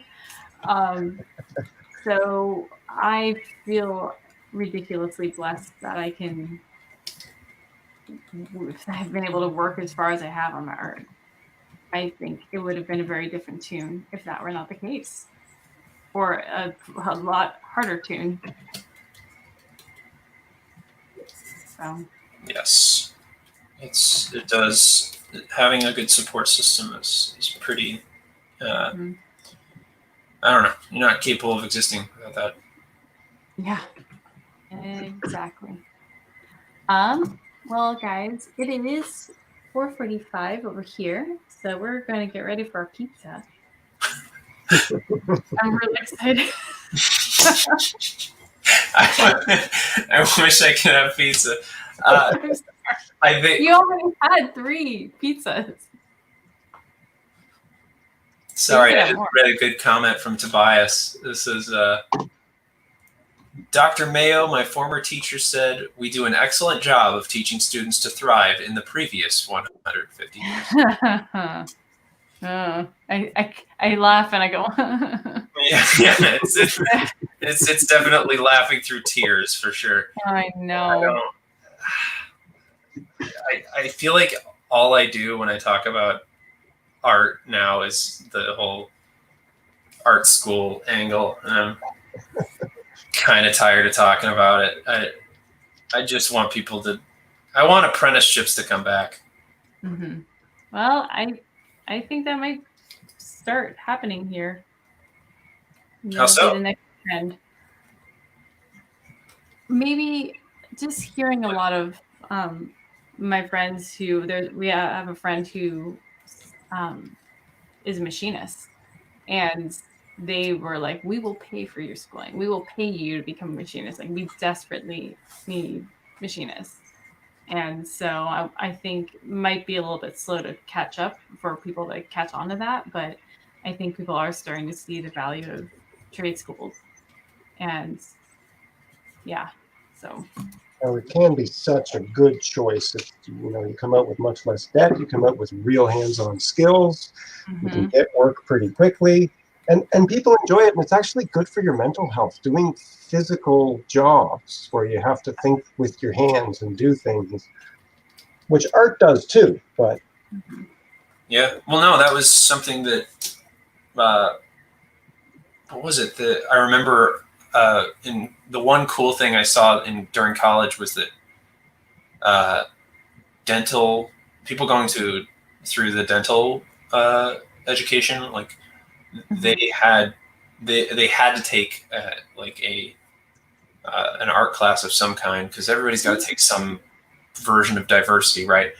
But they were like, everyone in the dental section, all the teachers and everything, they were like, take a sculpting class, take a clay working class. And I was like, that's super interesting, because it was, well, partly it's interesting because a lot of in clay working kind of look like dental work stuff, but then also they'll use dental working tools a lot. But also it teaches that like finesse of small objects, and that, I don't know, you learn the medical side and all the lessons that are to be learned there, but like seeing people encouraged to do art for good reasons other than it diversifies your portfolio. Yeah, it's all skills that are learned. Well, Jessica, I appreciate you having me on. I don't want to keep you from your pizza. I just heard that doorbell ring, so I will sign out. Thanks a lot. You have a good evening. yeah, thank you guys. I'll let you know probably at some point this week. So if you Awesome. want to get that done, we'll do it again. Hopefully I can make it, but like I said, after this is done, I don't know what my life's going to be. So maybe nap. Yeah, that for sure. But I don't know if I'm going to be able to make streams and stuff with any regularity. So Cool. Goodbye, everyone. Have a wonderful life. Yep. Bye, forever. See you guys.